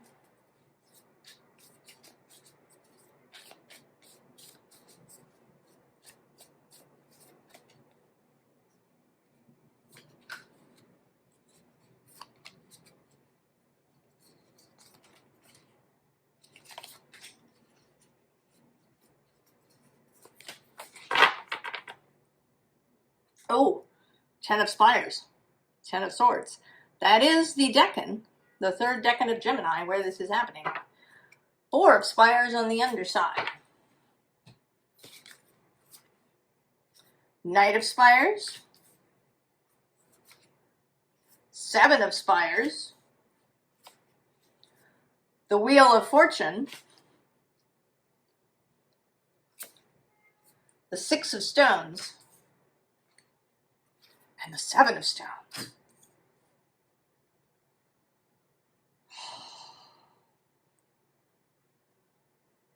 Well, you've been flying around. And now, finally, you've seen this light. Now, often I see the light as indicating something that's over here, but today I'm seeing it in the reverse. That you're following this into this valley between these spires. And what you find there is, in fact, the Wheel of Fortune that is lit up. Now, this card is also Jupiter. We see him right there. Jupiter moves into Leo on June 30th. He is your planet. Soon after that, in mid-July, he trines Neptune, who is exalted in your sign. He's sort of a partner of Jupiter. They hang out together in Pisces.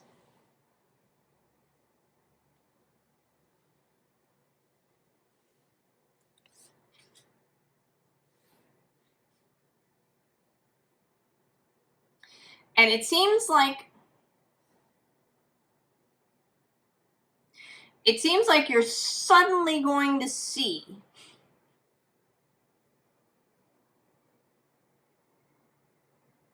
what it is that's been going on, right? There's the Six of Stones that has people kind of getting together to repair. And it continues here in the Seven of Stones through the night.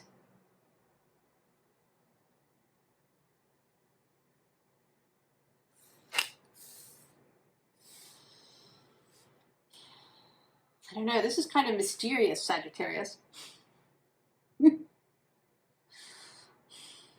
I mean, there's clearly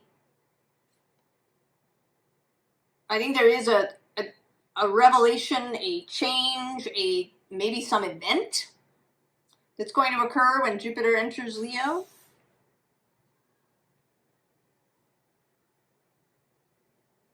You know, it may be that you've been seeking Jupiter.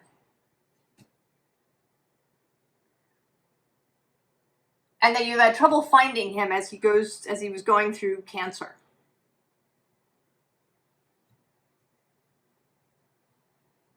But now that he's entering Leo, this trine, this other fire sign, he will suddenly become really visible.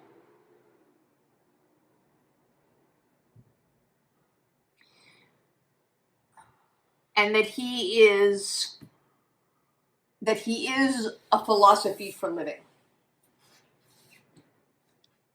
There is something about this group effort.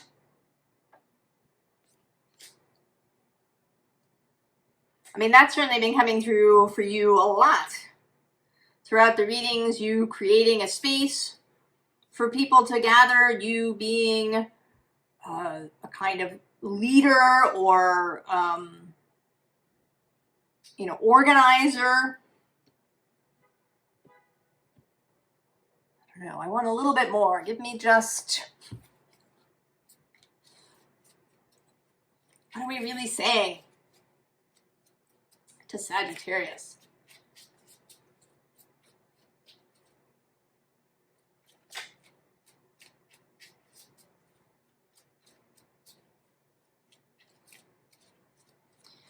I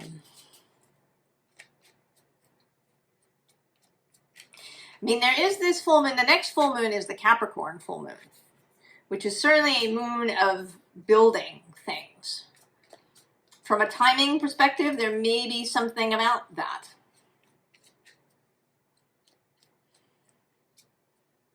That the Capricorn full moon at the end of June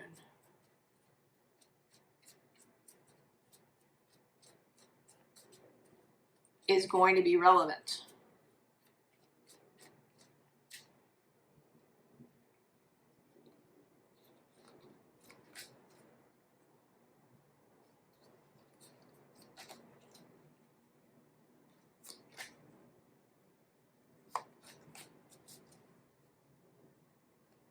Oh yeah, Three of Wands, getting ready to go.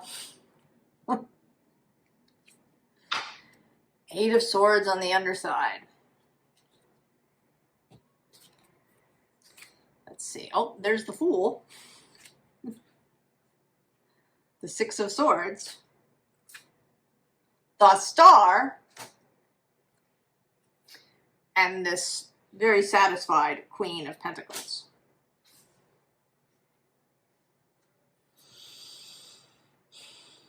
Well, it seems to me that the thing here is that when the signal comes, below this Three of Wands is the Hanged one, and then below that is Judgment.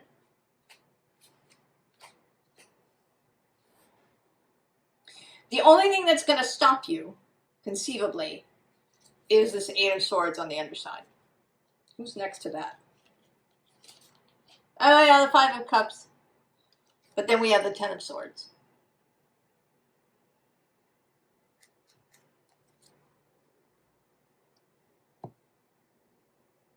I think there is going to be something,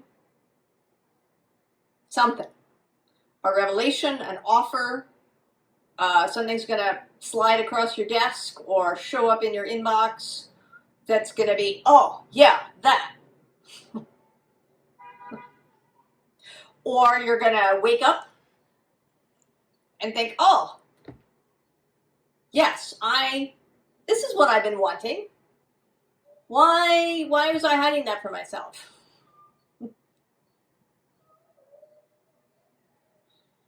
Why was I hiding that from myself? This is what I've been wanting. All I gotta do is go.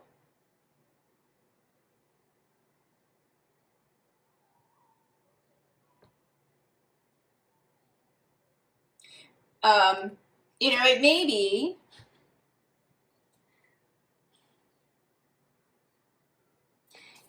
with this sensuality card and this Queen of Pentacles. It may be that one of the things that you've been wanting is your, like, home.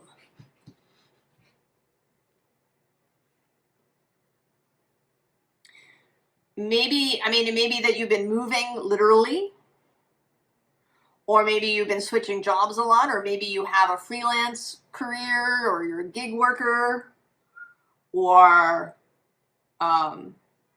maybe you telecommute,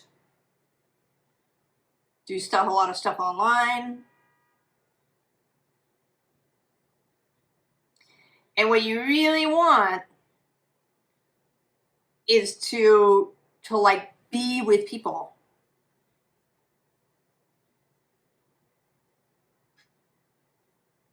Right? To like be with people, to sit with people, to touch skin, to shake hands, to speak face to face, to be in a place, to stand on your own ground and have it feel like that. You know, I'm kind of seeing you now looking out at this process with real satisfaction. You know, all the way into the night.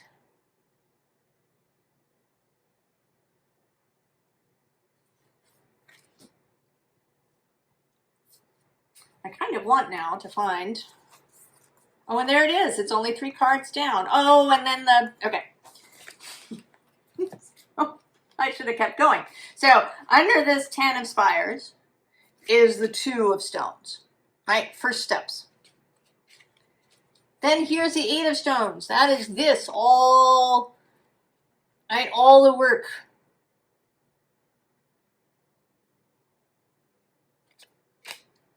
And then below that, it's the Fool.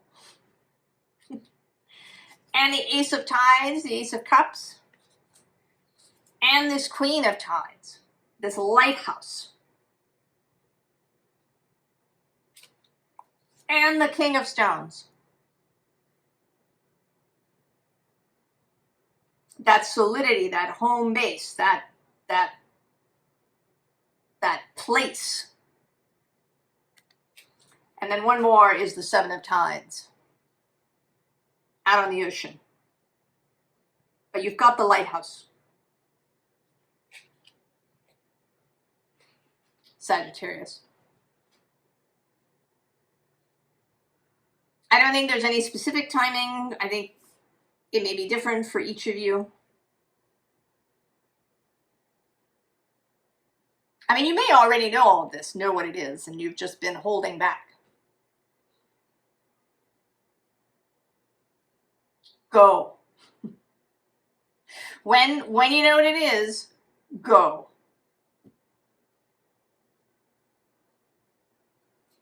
Sagittarius. Oh, I have to pull a final card for you. Everybody's gotten a final card. What do you get? We have growth starting on the Madam.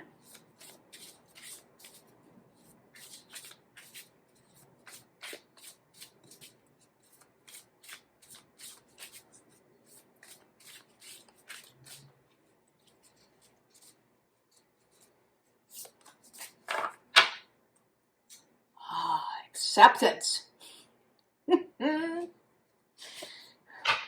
Stability, Earth Spirit on the Madam.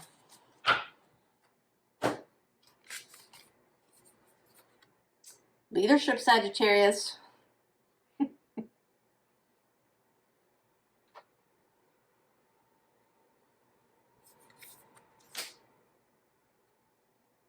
I mean, that may also be part of this soul contract.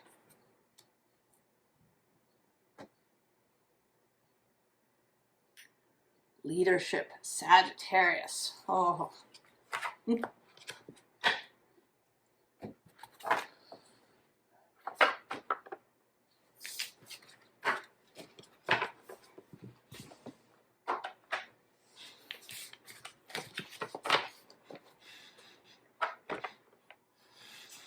Capricorn?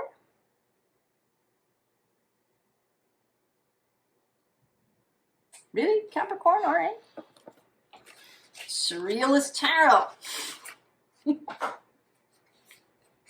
Not really a Capricorn kind of thing, I would have said, but this is the Gemini moon, Uranus in the Gemini house.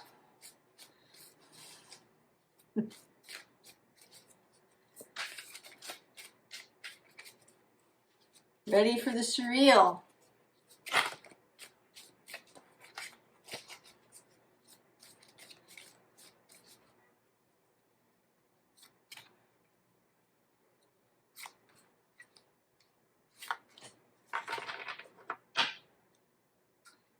Oh, it's the Hierophant. Oh, that's intriguing. And the Ace of Wands on the underside. The World Seed. The Devil, there you are, Salvador Dali. The Three of Pentacles, that's one of your cards. And the Fool. Capricorn.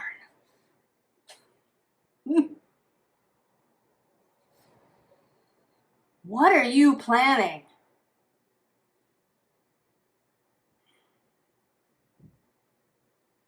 You know, this Devil particularly is, of course, the adversary to the status quo.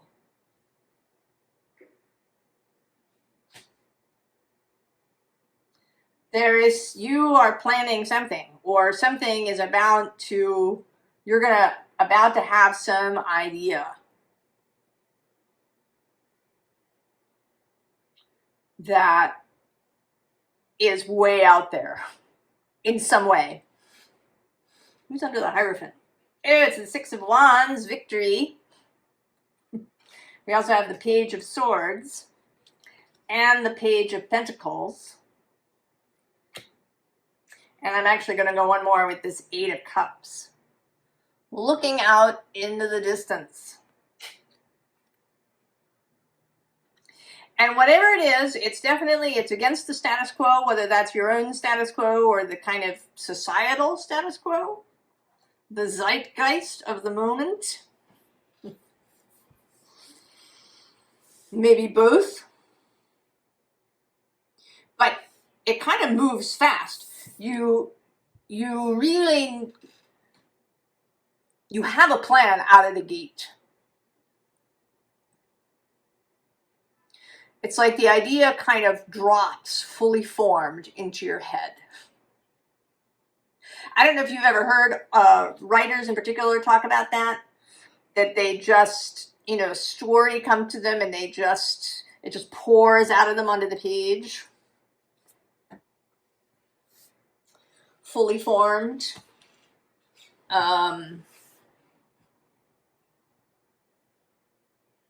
Also, the Three of Pentacles is my card for working with Source. And there may also be something, with this card in particular, about getting together with an unexpected group of people. That this plan may bring a whole kind of odd variety of either people or things or both together.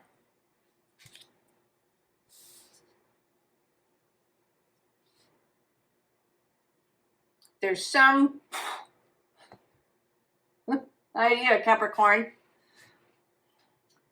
Let's see if we can get a little more.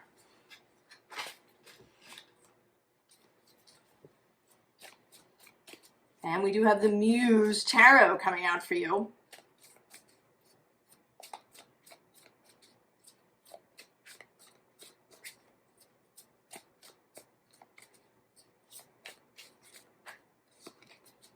You seem to really be in touch with your muse. I mean, maybe that's part of the Hierophant thing, that you have been really in touch with your genius, with your muse. Maybe you have been actively petitioning or, you know, doing those things that really bring the muse into the space with you.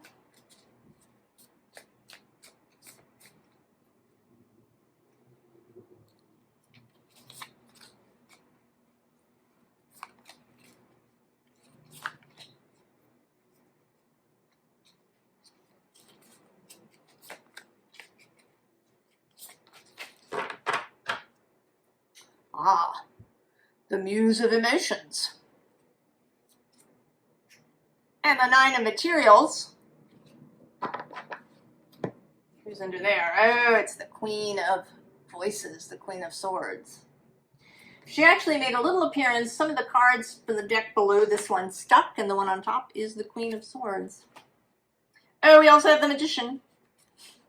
And the Fool repeating, as well as this really fabulous I Have Arrived Nine of Inspiration. And the Hanged Muse.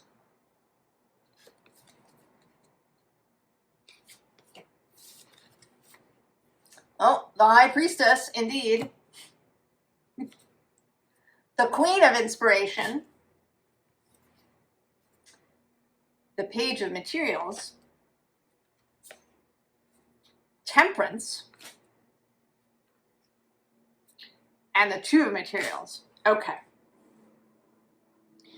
So yes, there is some divine inspiration here.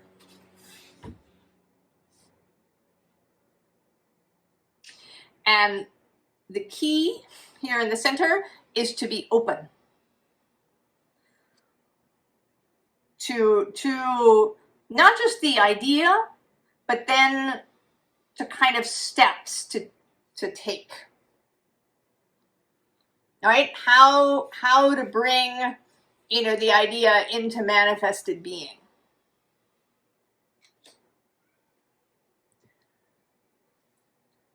You know, allow, it seems like there's going to be sort of continued, that this is a continuous process. We have this connection to the High Priestess. There's the initial inspiration. You take first steps, and then there'll be another inspiration. And then next steps.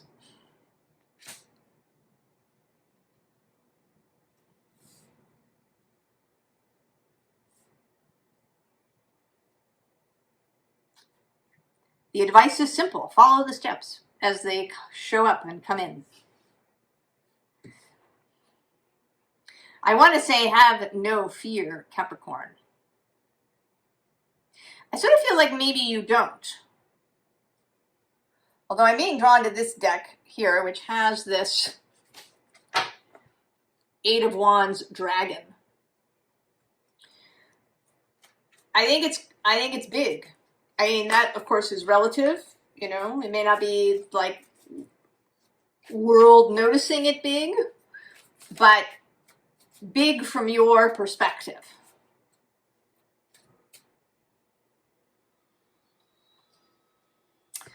I'm sort of noticing here, right, that there's the little guy and then there's the big guy.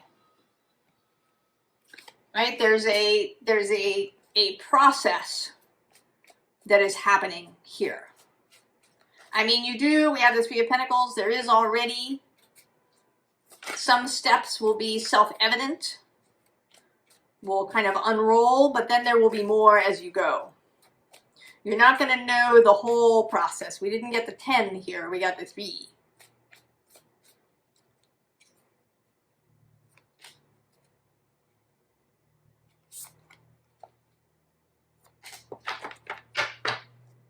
Oh yeah, there it is on the bottom. Who's here? Oh, it's the Ace of Pentacles. Of course it is. Oh, Four of Cups. The Ace of Wands. And the Two of Swords. Okay. Reject the standard thing. You know, often the Four of Cups has a cup that's coming from a divine source, and we're ignoring it because we feel apathy. Here, it's not a divine source, right? It's a human arm. You've been drinking that, whatever it is, for a while. You've had enough. You don't need another cup of whatever this is. There is the Ace of Wands. And then there's just the choice. So it's big. And the choice is yours, of course, always to proceed. But, you know, I would go for it. What's next to this? Oh, it's the Page of Cups. Right? The Wolf Guide, also another page, the third page. The third student, and the Nine of Pentacles. I'm going to go one more. Oh, it's death. Change. I want to say the death of the old order. And it may only be your old order, but it may be bigger than that. I don't know, Capricorn. All I know is that you're going to have a really good time. And I think that you're absolutely ready to go. And that this is just, you know, sort of confirmation and get ready. It's coming. Right? You don't have to keep drinking this stuff that you don't want to keep drinking. Oh, and I owe you an extra card. Oh. Queen of the Moon. Oracle, perhaps the High Priestess giving you a message.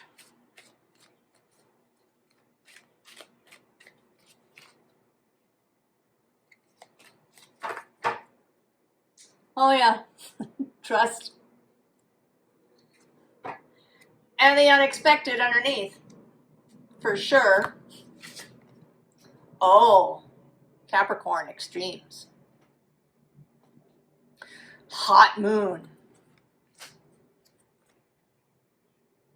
But I think you're absolutely ready. Right? I mean, you are Salvador Dali.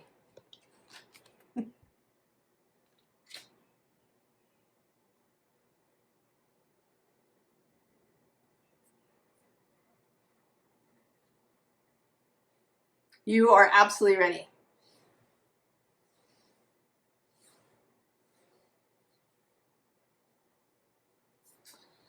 Capricorn. Put that Ace of Pentacles on top.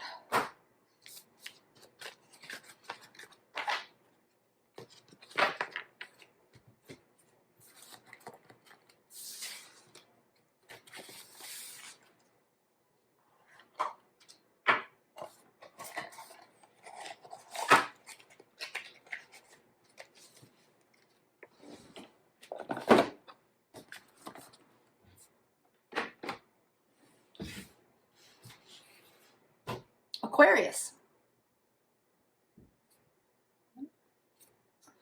Getting a workout with this deck. Aquarius. Well. Oh. Do I want that? Yes, I do. Over there. Aquarius. We've been getting lots of revelations, lots of new ideas, lots of clarity. The Ace of Swords has come out several times, so has the Eight of Wands.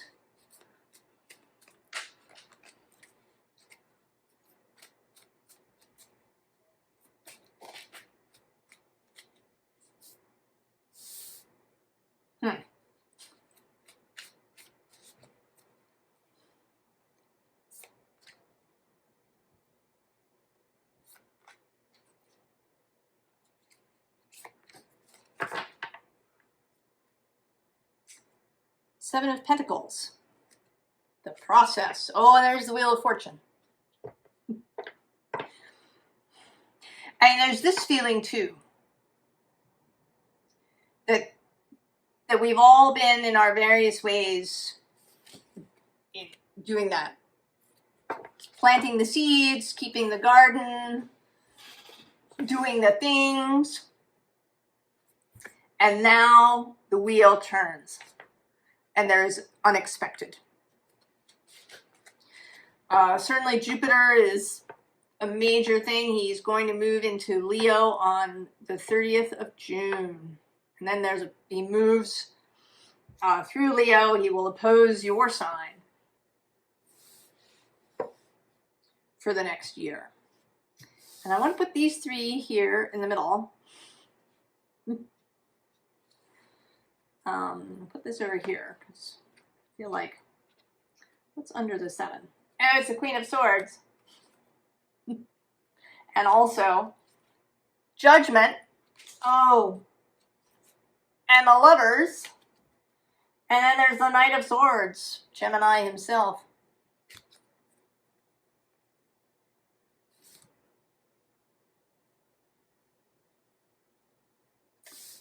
Let's see. Oh, the Two of Swords. The Hanged Man. And the Ten of Swords.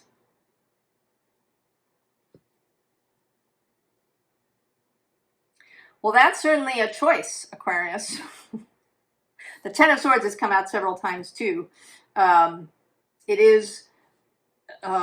represents the third decan of Gemini. And that's where this new moon is happening. It's also, of course, the end of something. Oh, Knight of Pentacles over here. Ten of Wands over here. Oh, Aquarius.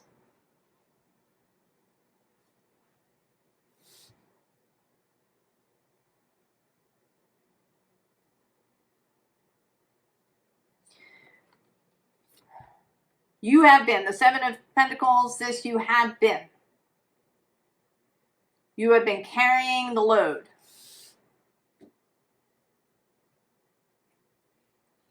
But now there's an opportunity to hand it off, or to hand off what isn't yours to carry.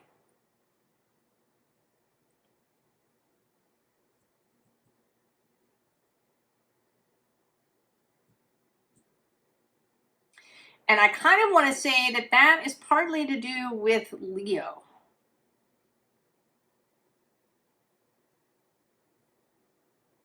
That there is a Leo component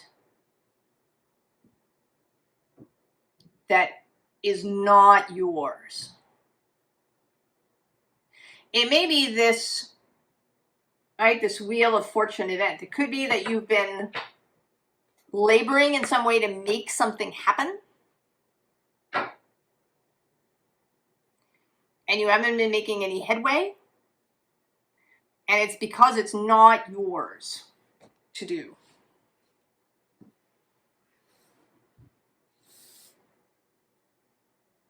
At least not in the way that it wants to happen.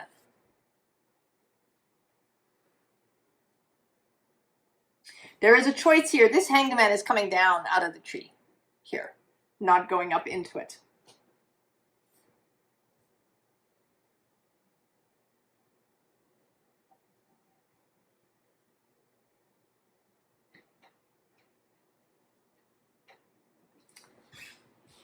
Intriguing. Aquarius. There is definitely a overall message of not efforting through this new moon.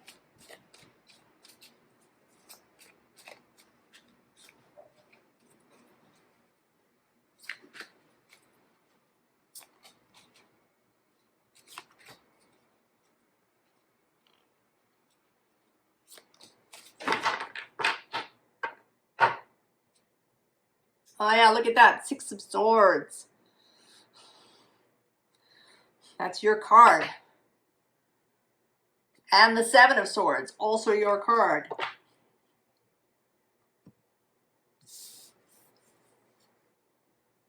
Five, 6, and 7 of Swords are Aquarius cards. 3 of Pentacles. 5 of Cups. Death. And the 6 of Cups.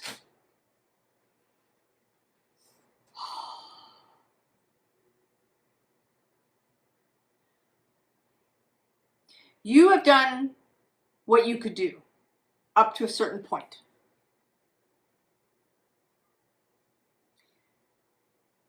Now you wait. You wait for this death moment.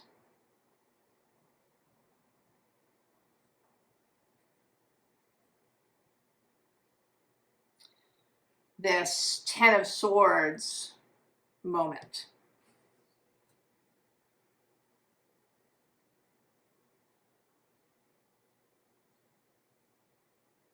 Who's under the 6 of Swords? Oh, it's the 10 of Pentacles.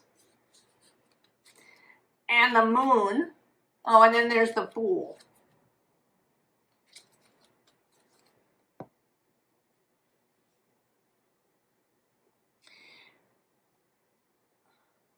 There is a patience that will be necessary here. You're here waiting on this rock.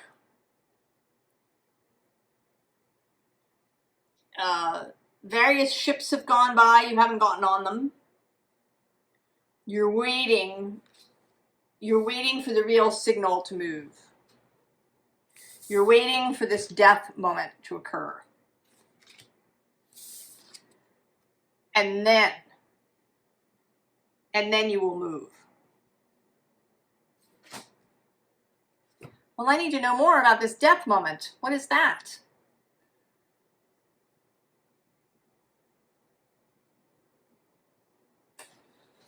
Oh, Aquarius. I think you're enjoying being really mysterious.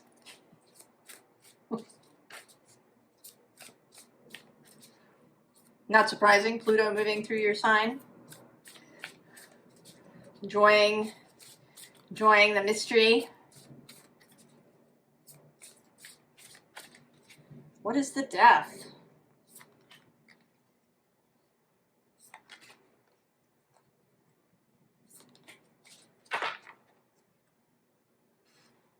We have the smithy. So where the work has been going on. Disguising on the bottom. We haven't seen it. It's been hidden. We don't know what it is. The frog. The kiss. And the hearth. Well, I mean, we know that when you kiss the frog, you get a prince. Right? That the frog is the enchanted prince. And then there's this, it's like this home space.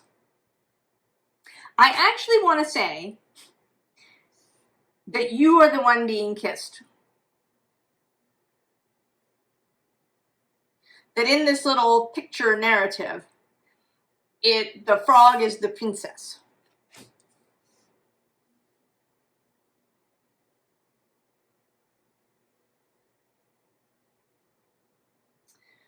So there is someone coming, or possibly something,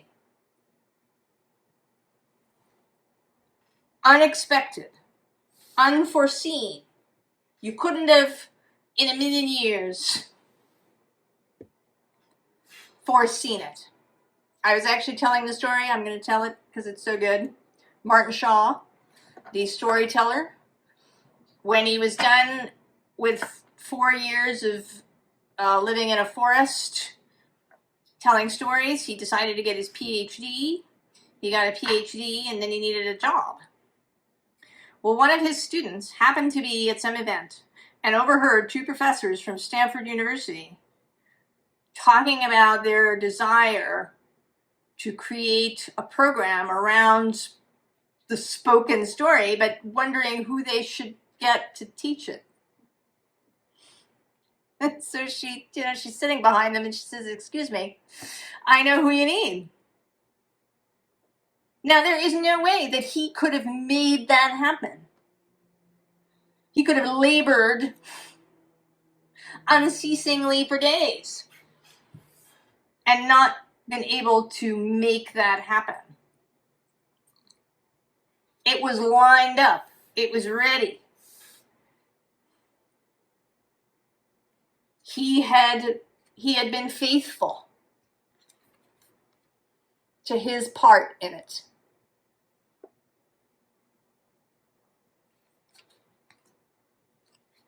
And then the wheel turned. So there's going to be some event where you're going to get kissed in some way. Might be literally. Could be.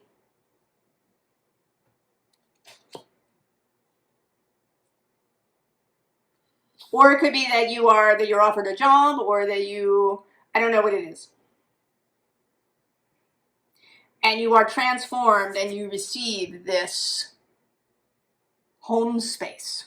You've been out in the forest as a frog just for a long time. This is the Six of Cups. It often talks about the past. And I think of it often as sort of leaving home. But maybe you are coming home to a new home.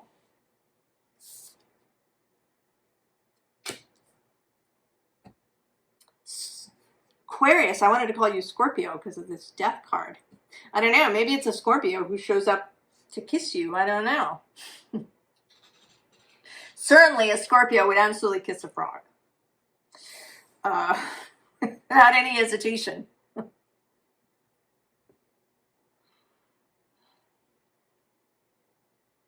I don't know how this is going to be. I can't know. I can't possibly know. You can't know. It's too intricate, too complex, too amazing, too marvelous, too gorgeous, too secret. Aquarius.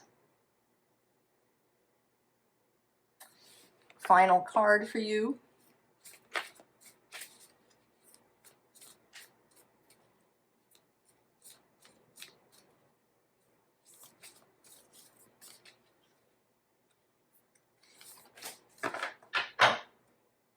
Well, the end is also the beginning. So the end of your time as a frog is the beginning of the rest of your life. Aquarius. Oh, the Chamber of Soul contracts.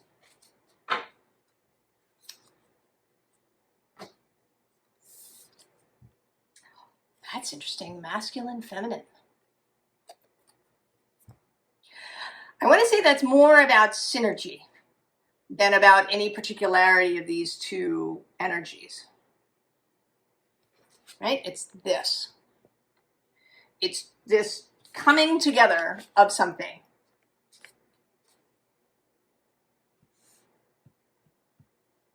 Something comes together with you. And there's a synergy, there's a magical moment, and you are transformed. And you find your way home. Aquarius. Oh, that's lovely. I hope it sounds lovely to you, Aquarius.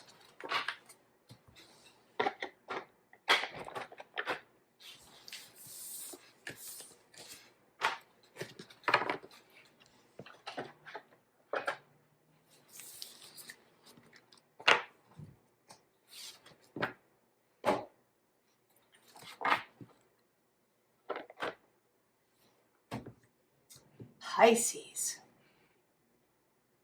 Pisces.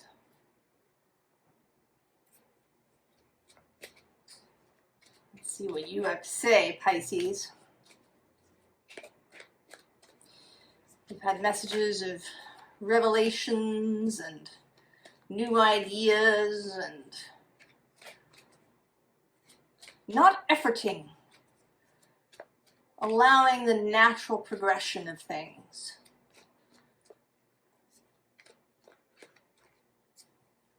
Allowing things to be as the natural consequence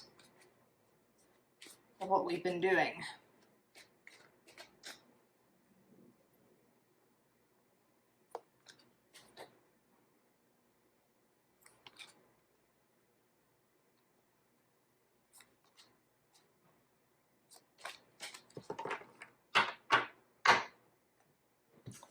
Oh, Five of Swords. Hanged Man on the underside. Ten of Cups. Queen of Swords. Eight of Swords. And the Four of Cups.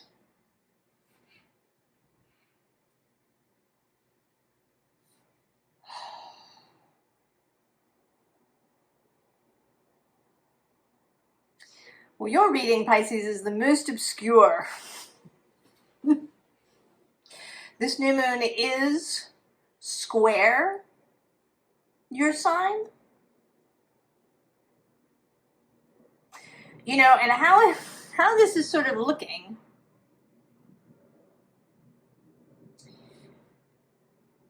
is that you're being shown something that you didn't want to see, or that you are irritated by seeing, or that you've kind of been in this Ten of Cups space. Happy, happy, joy, joy. Isn't everything great? And then there's this seeing something. Even though you've been doing your best not to. You know, here she is. She's not struggling in any way. She's remaining ignorant on purpose. Right? Rejecting whatever it is on purpose. I mean, it's almost, Pisces, like you won't take your medicine.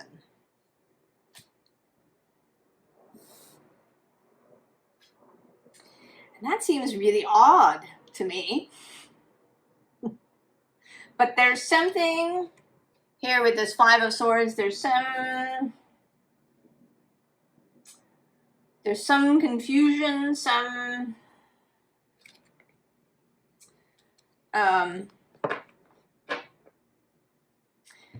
you know, with the Hangman, I want to say there's some illusion even that's happening.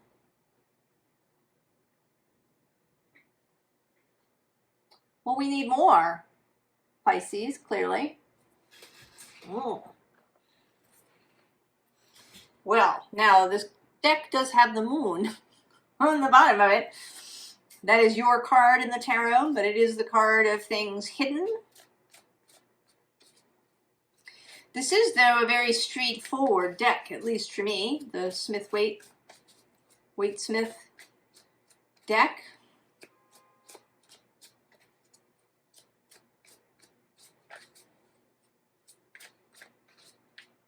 You know, I'm really drawn to this little bird here.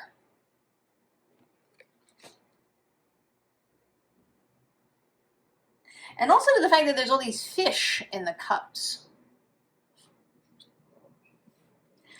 It's like you were deliberately not looking at something that was totally weird and was there.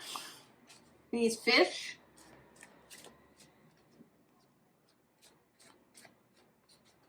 Like you've been trying to ignore the bird. here too, I'm really drawn to this, what I think is sunrise in the background. Some kind of clarity that you have just shut your eyes to up until this point.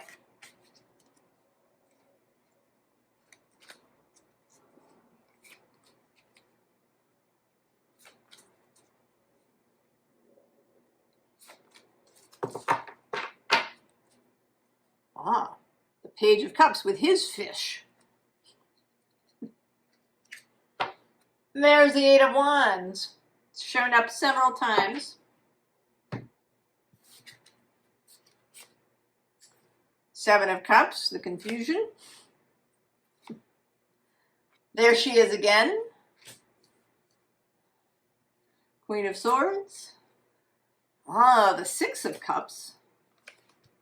And then the Queen of Cups. Okay. So we have this page. The page has this cup. The page has been trying to give you the cup.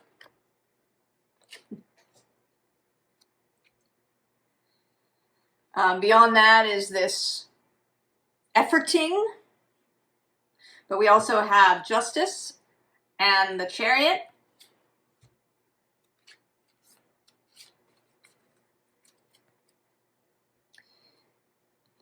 Right? There's all this confusion, illusion, hoo-ha going on. And then this Queen of Swords just... and you take the cup.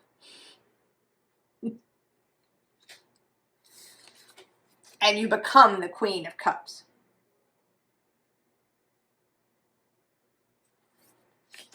And I want to say with Justice and the Chariot under here, that this is a divine kind of thing. I don't know what you've been doing or why. I don't know if there's some good reason. There may be a good reason. I'm not here to judge why you have been like this. It may be that there was some reason for you to be like this. But now that is over. You are taking the cup. You are becoming the Queen of Cups.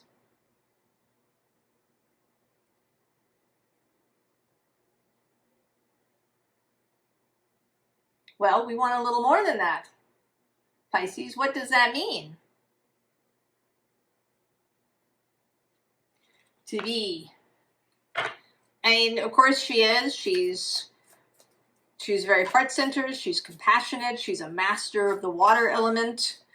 She's intuitive and empathic and sensitive. And I mean, right? She's all of the, Pisces things. But she is also sort of a cardinal, more cardinal. She's associated with Cancer. She is an initiator in a way.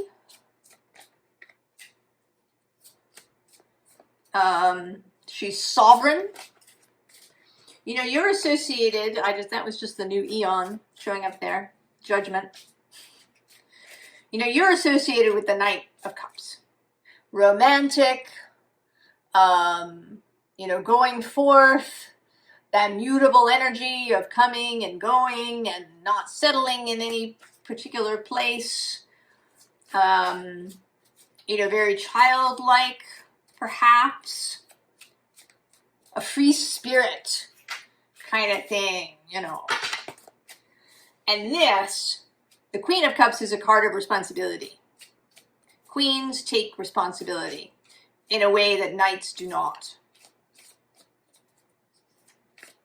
So there's some kind of stepping up that is going on here.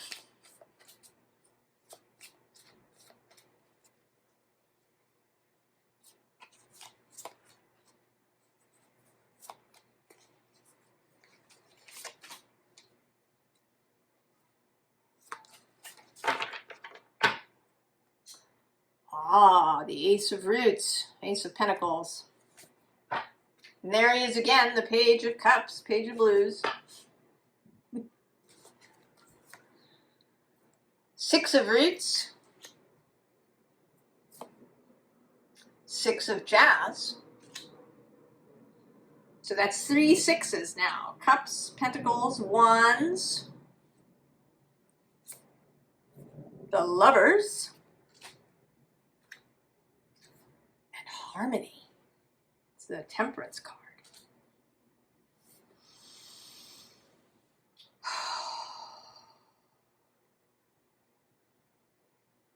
Well, there's for sure a kind of coming home energy. You know, it's as if you lost your memory. It's like a fairy tale story where the hero or heroine is out there, they lose their memory, they don't know who they are. This does happen in some fairy tales. And they go through a variety of trials and tribulations, and then they regain their memory. There is a coming home. You know, that you've been away for a long time, and you're being welcomed home. There's actually a book called The Bridge of Birds. And there's a character in the book who is made to lose her memory. And so that she is, in her case, she's being used by someone, but her memory is restored. And, you know, she just blossoms out. And the whole time that her memory was gone, she was leaning toward it in various ways. Longing for it, reaching for it. So a homecoming, this is kind of like a homecoming too. Sort of like a homecoming dance. If you're from Europe, you may not be familiar with the United States homecoming dance, the end of a game season in high school. It's the king and queen of homecoming.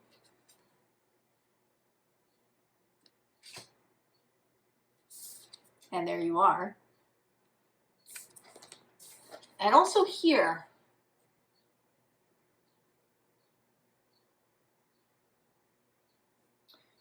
so you're coming back together with something, or also, I think that the something, yes. There may also be a someone, possibly. But not necessarily. The important part is this, it's like it's a reconnection, I think, with source properly. That even if you have been, you know, doing divining, doing work as an oracle, using your intuition, following the synchronicities, talking to your guides in whatever way you do, even if there has been all of that,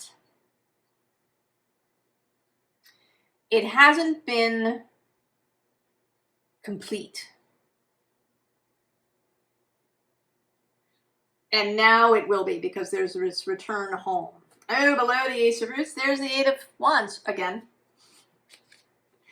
And this King of Axes, the King of Swords, the King of Clarity.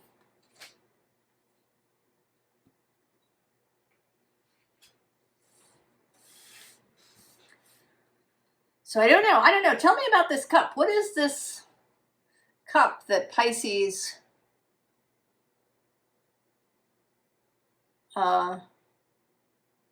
has been rejecting up until this point? But now it will be so obviously for you. So obviously marvelous that you will take it.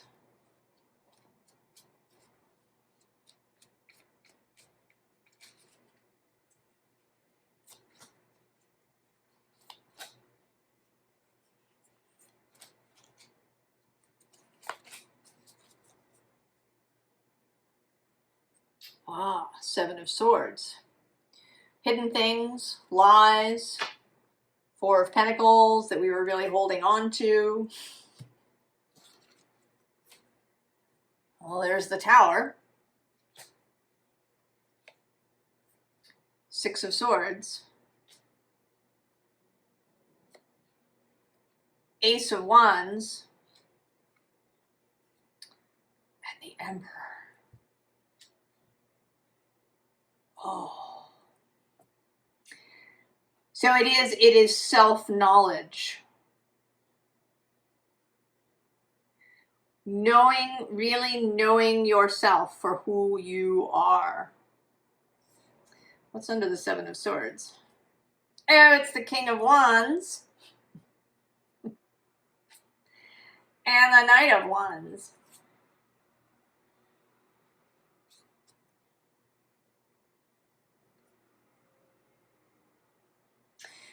You know, Jupiter, who is your planet, in addition to Neptune, Neptune's new, Jupiter was there in the beginning. He's about to move into Leo at the end of this month.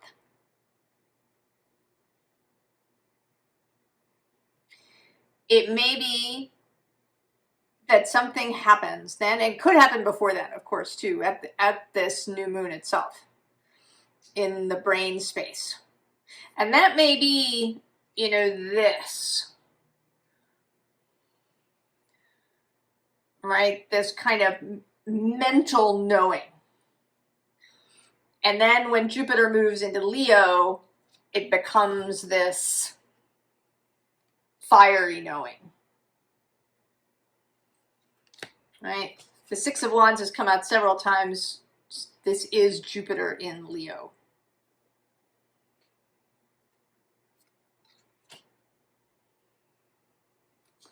We have a triple six. Six of Pentacles, Six of Wands, Six of in the Lovers. We also have, of course, this Six of Cups. The only thing missing is the Six of Swords. Where is the Six of Swords? Where? In here, because we have the Five of Swords.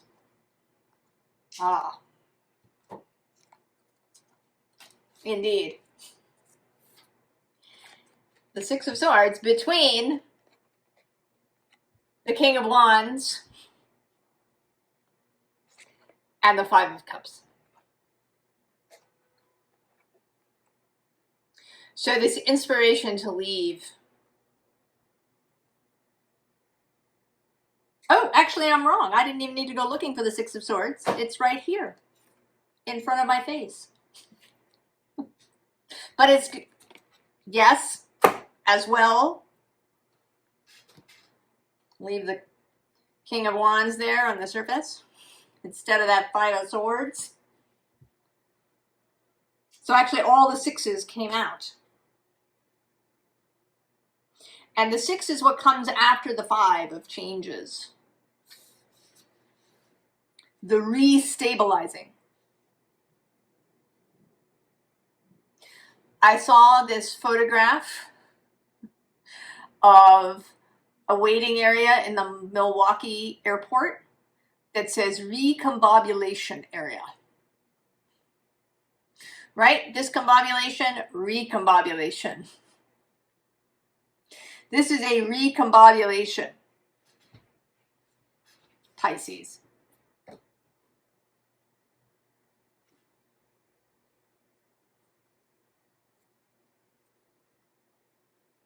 If there's been any struggle, if there's been doubts, I think that if it doesn't happen with this new moon, that after Jupiter moves into Leo, those doubts will dissolve and you will know.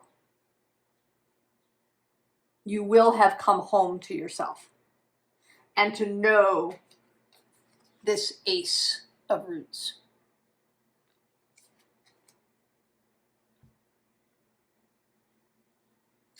Last card for you.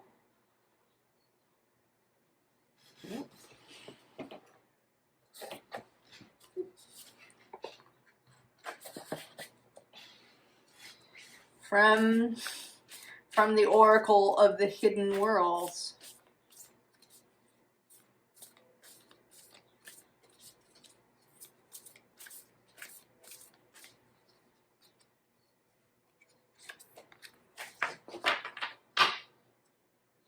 The secret, insight on the underside, and the card, oh, is the sacred journey. Introversion, seeker, self, knowledge.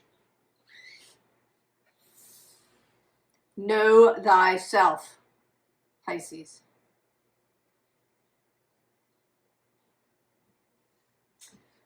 Well, indeed.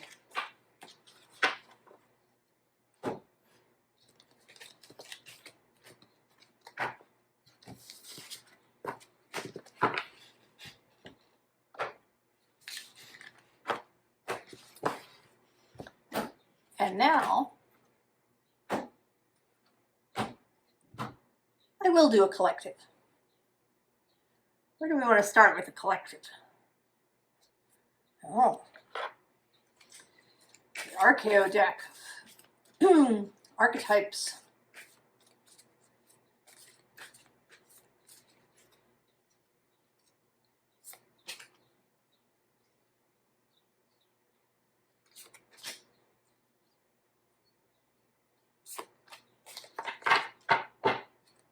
Oh, wow. There's the demon on the underside. The poet. Oh. This feels like a very Gemini sort of card. I mean, both because he has these glasses, he might be a writer, a poet, certainly, the communication aspect, this swallow flying, the magician. Also, it's Mercury's card, the inventor, and the healer.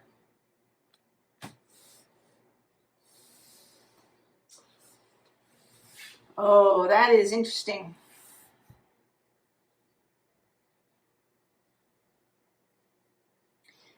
This is about motive, about the reason for doing, the reason for inventing, the reason for manifesting.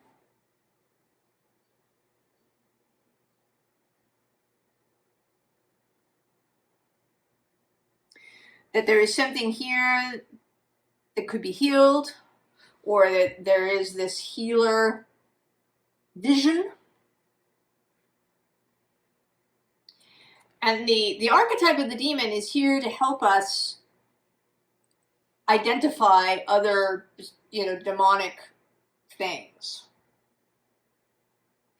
We also, interestingly, have below that the fatalist.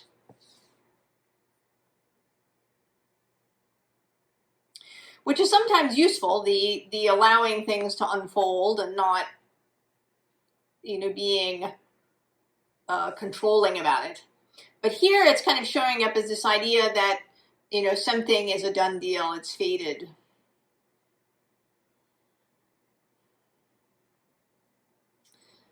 People have said that, certainly about technologies. Well, it's out there now. But is that real? Because below that, we have the duende,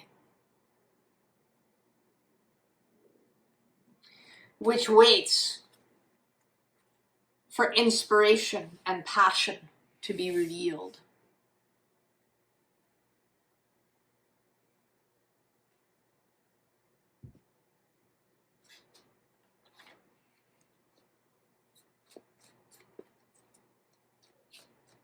Why do you do what you do?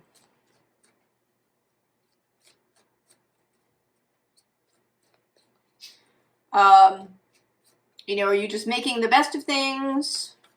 Are you just going along with something? Do you think it's a done deal and there's no way to change it, so we might as well just make the best of it? This Gemini moon is not interested in that.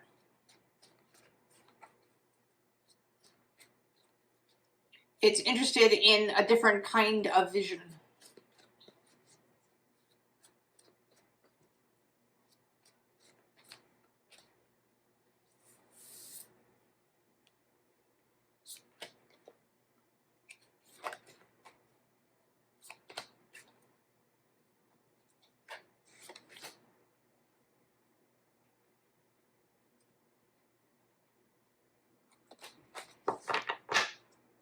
Oh, I was about to say that the devil has come out several times, and here he is. On the underside is judgment.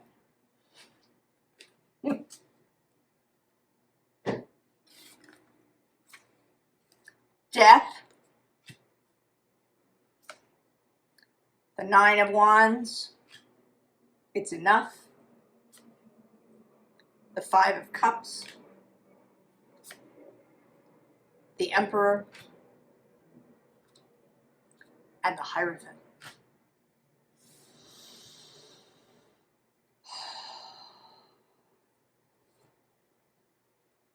I want to say that death is coming for all of this. For the exhaustion, for the feeling of despair, the feeling that I can't go on, or there's no way through, or nothing will change, for disappointment, possibly self-pity. It's too hard, I can't do it, I can't change. For the control freakiness, for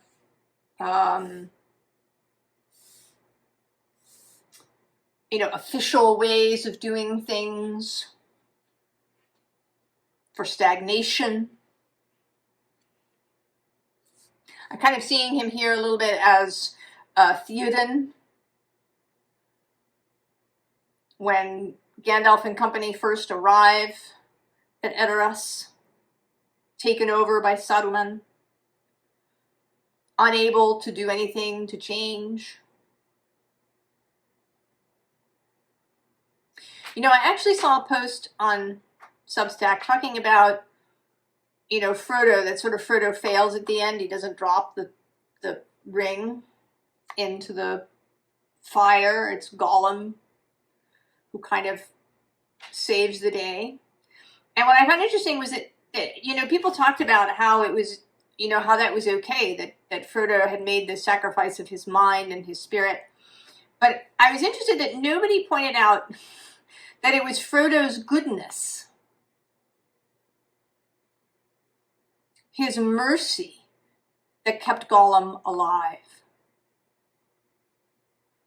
and allowed Gollum to perform this final task.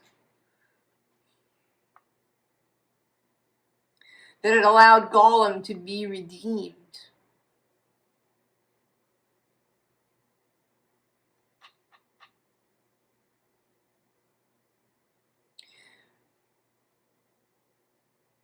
So an end, right? An end to kind of judgments about things, to perfectionism perhaps, to rigidity.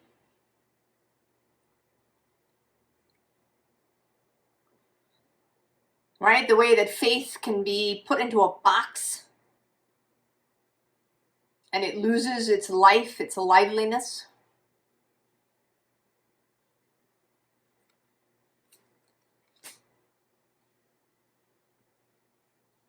There is death coming to all of that. What's under the devil? Oh, of course. The Page of Cups. The innocent spirit of love. Below that, the Two of Wands. Looking out with optimism. The Three of Cups. Celebration, beauty, the graces.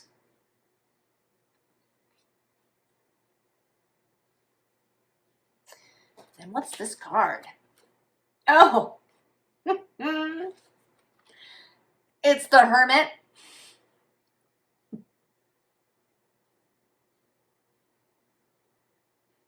I often see the Hermit as kind of the flip side of this Five of Cups.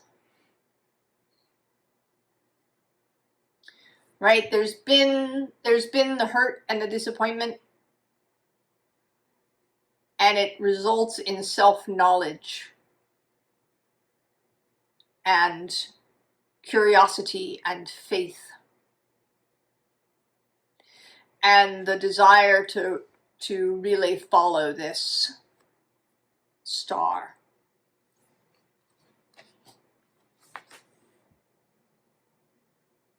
Okay, so we have death of all of this, and then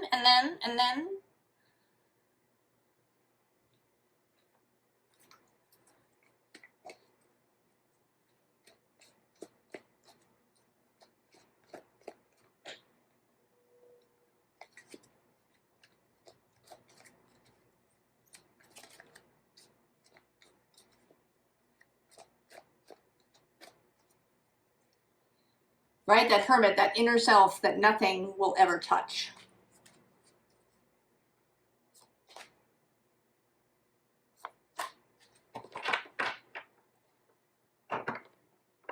That nothing can destroy or distort.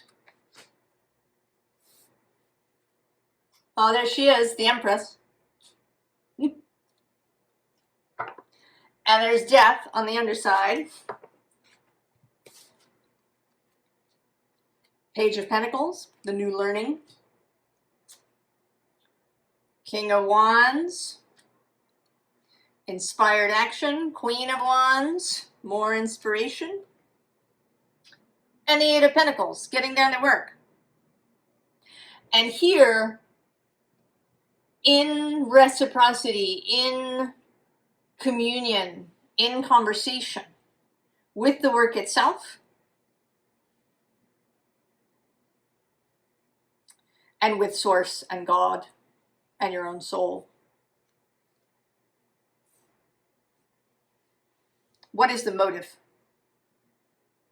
What is your reason?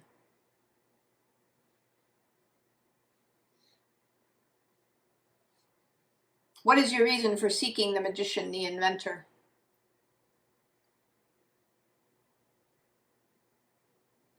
Is there healing through it?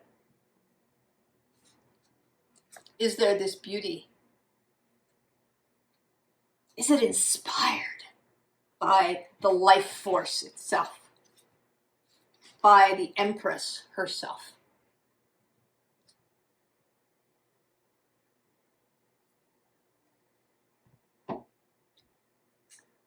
Final card for you.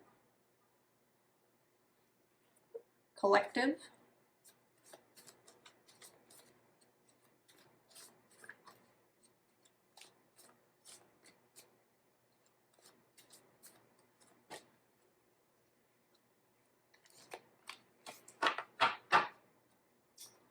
The Earth Fairy.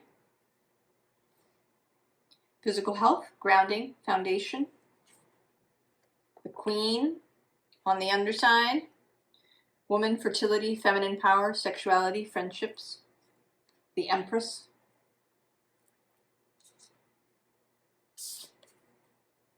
Oh, that's interesting.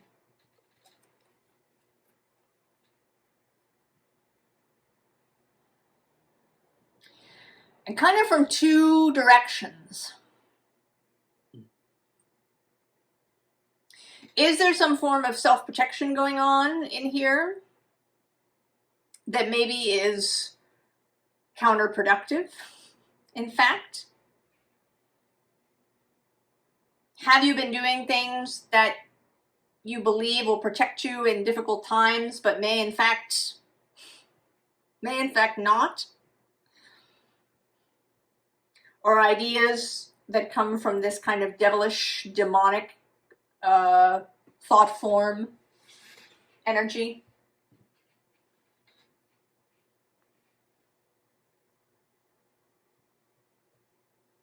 From fears and disappointments and pains. And then there's the protection of alignment, the protection of the beautiful vision, the merry motive.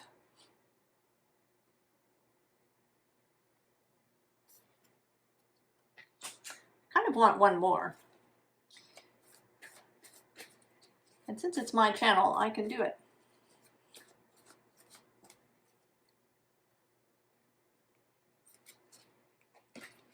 Because that's a little, oh, she's back on the bottom.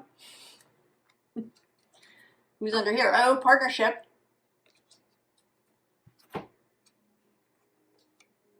Forgiveness. I don't think there's getting off the hook collective.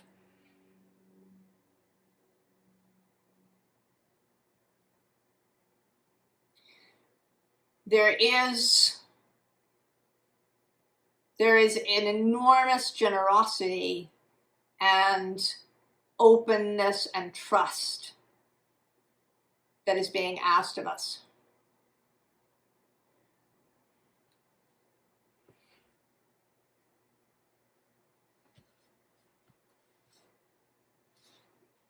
I can get one more. I don't know. I feel like I need to stop, but we'll go one more.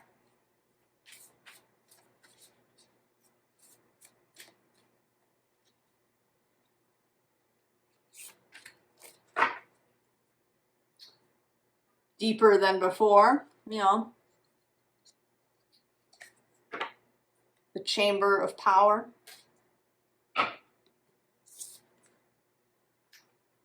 And the Chamber of Healing.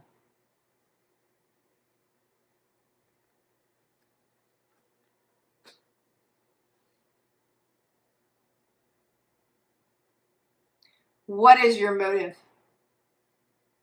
collective?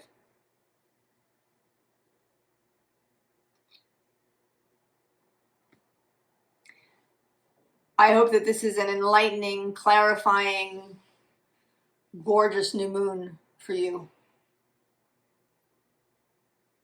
I wish you all the very best, and I will see you next time. So long.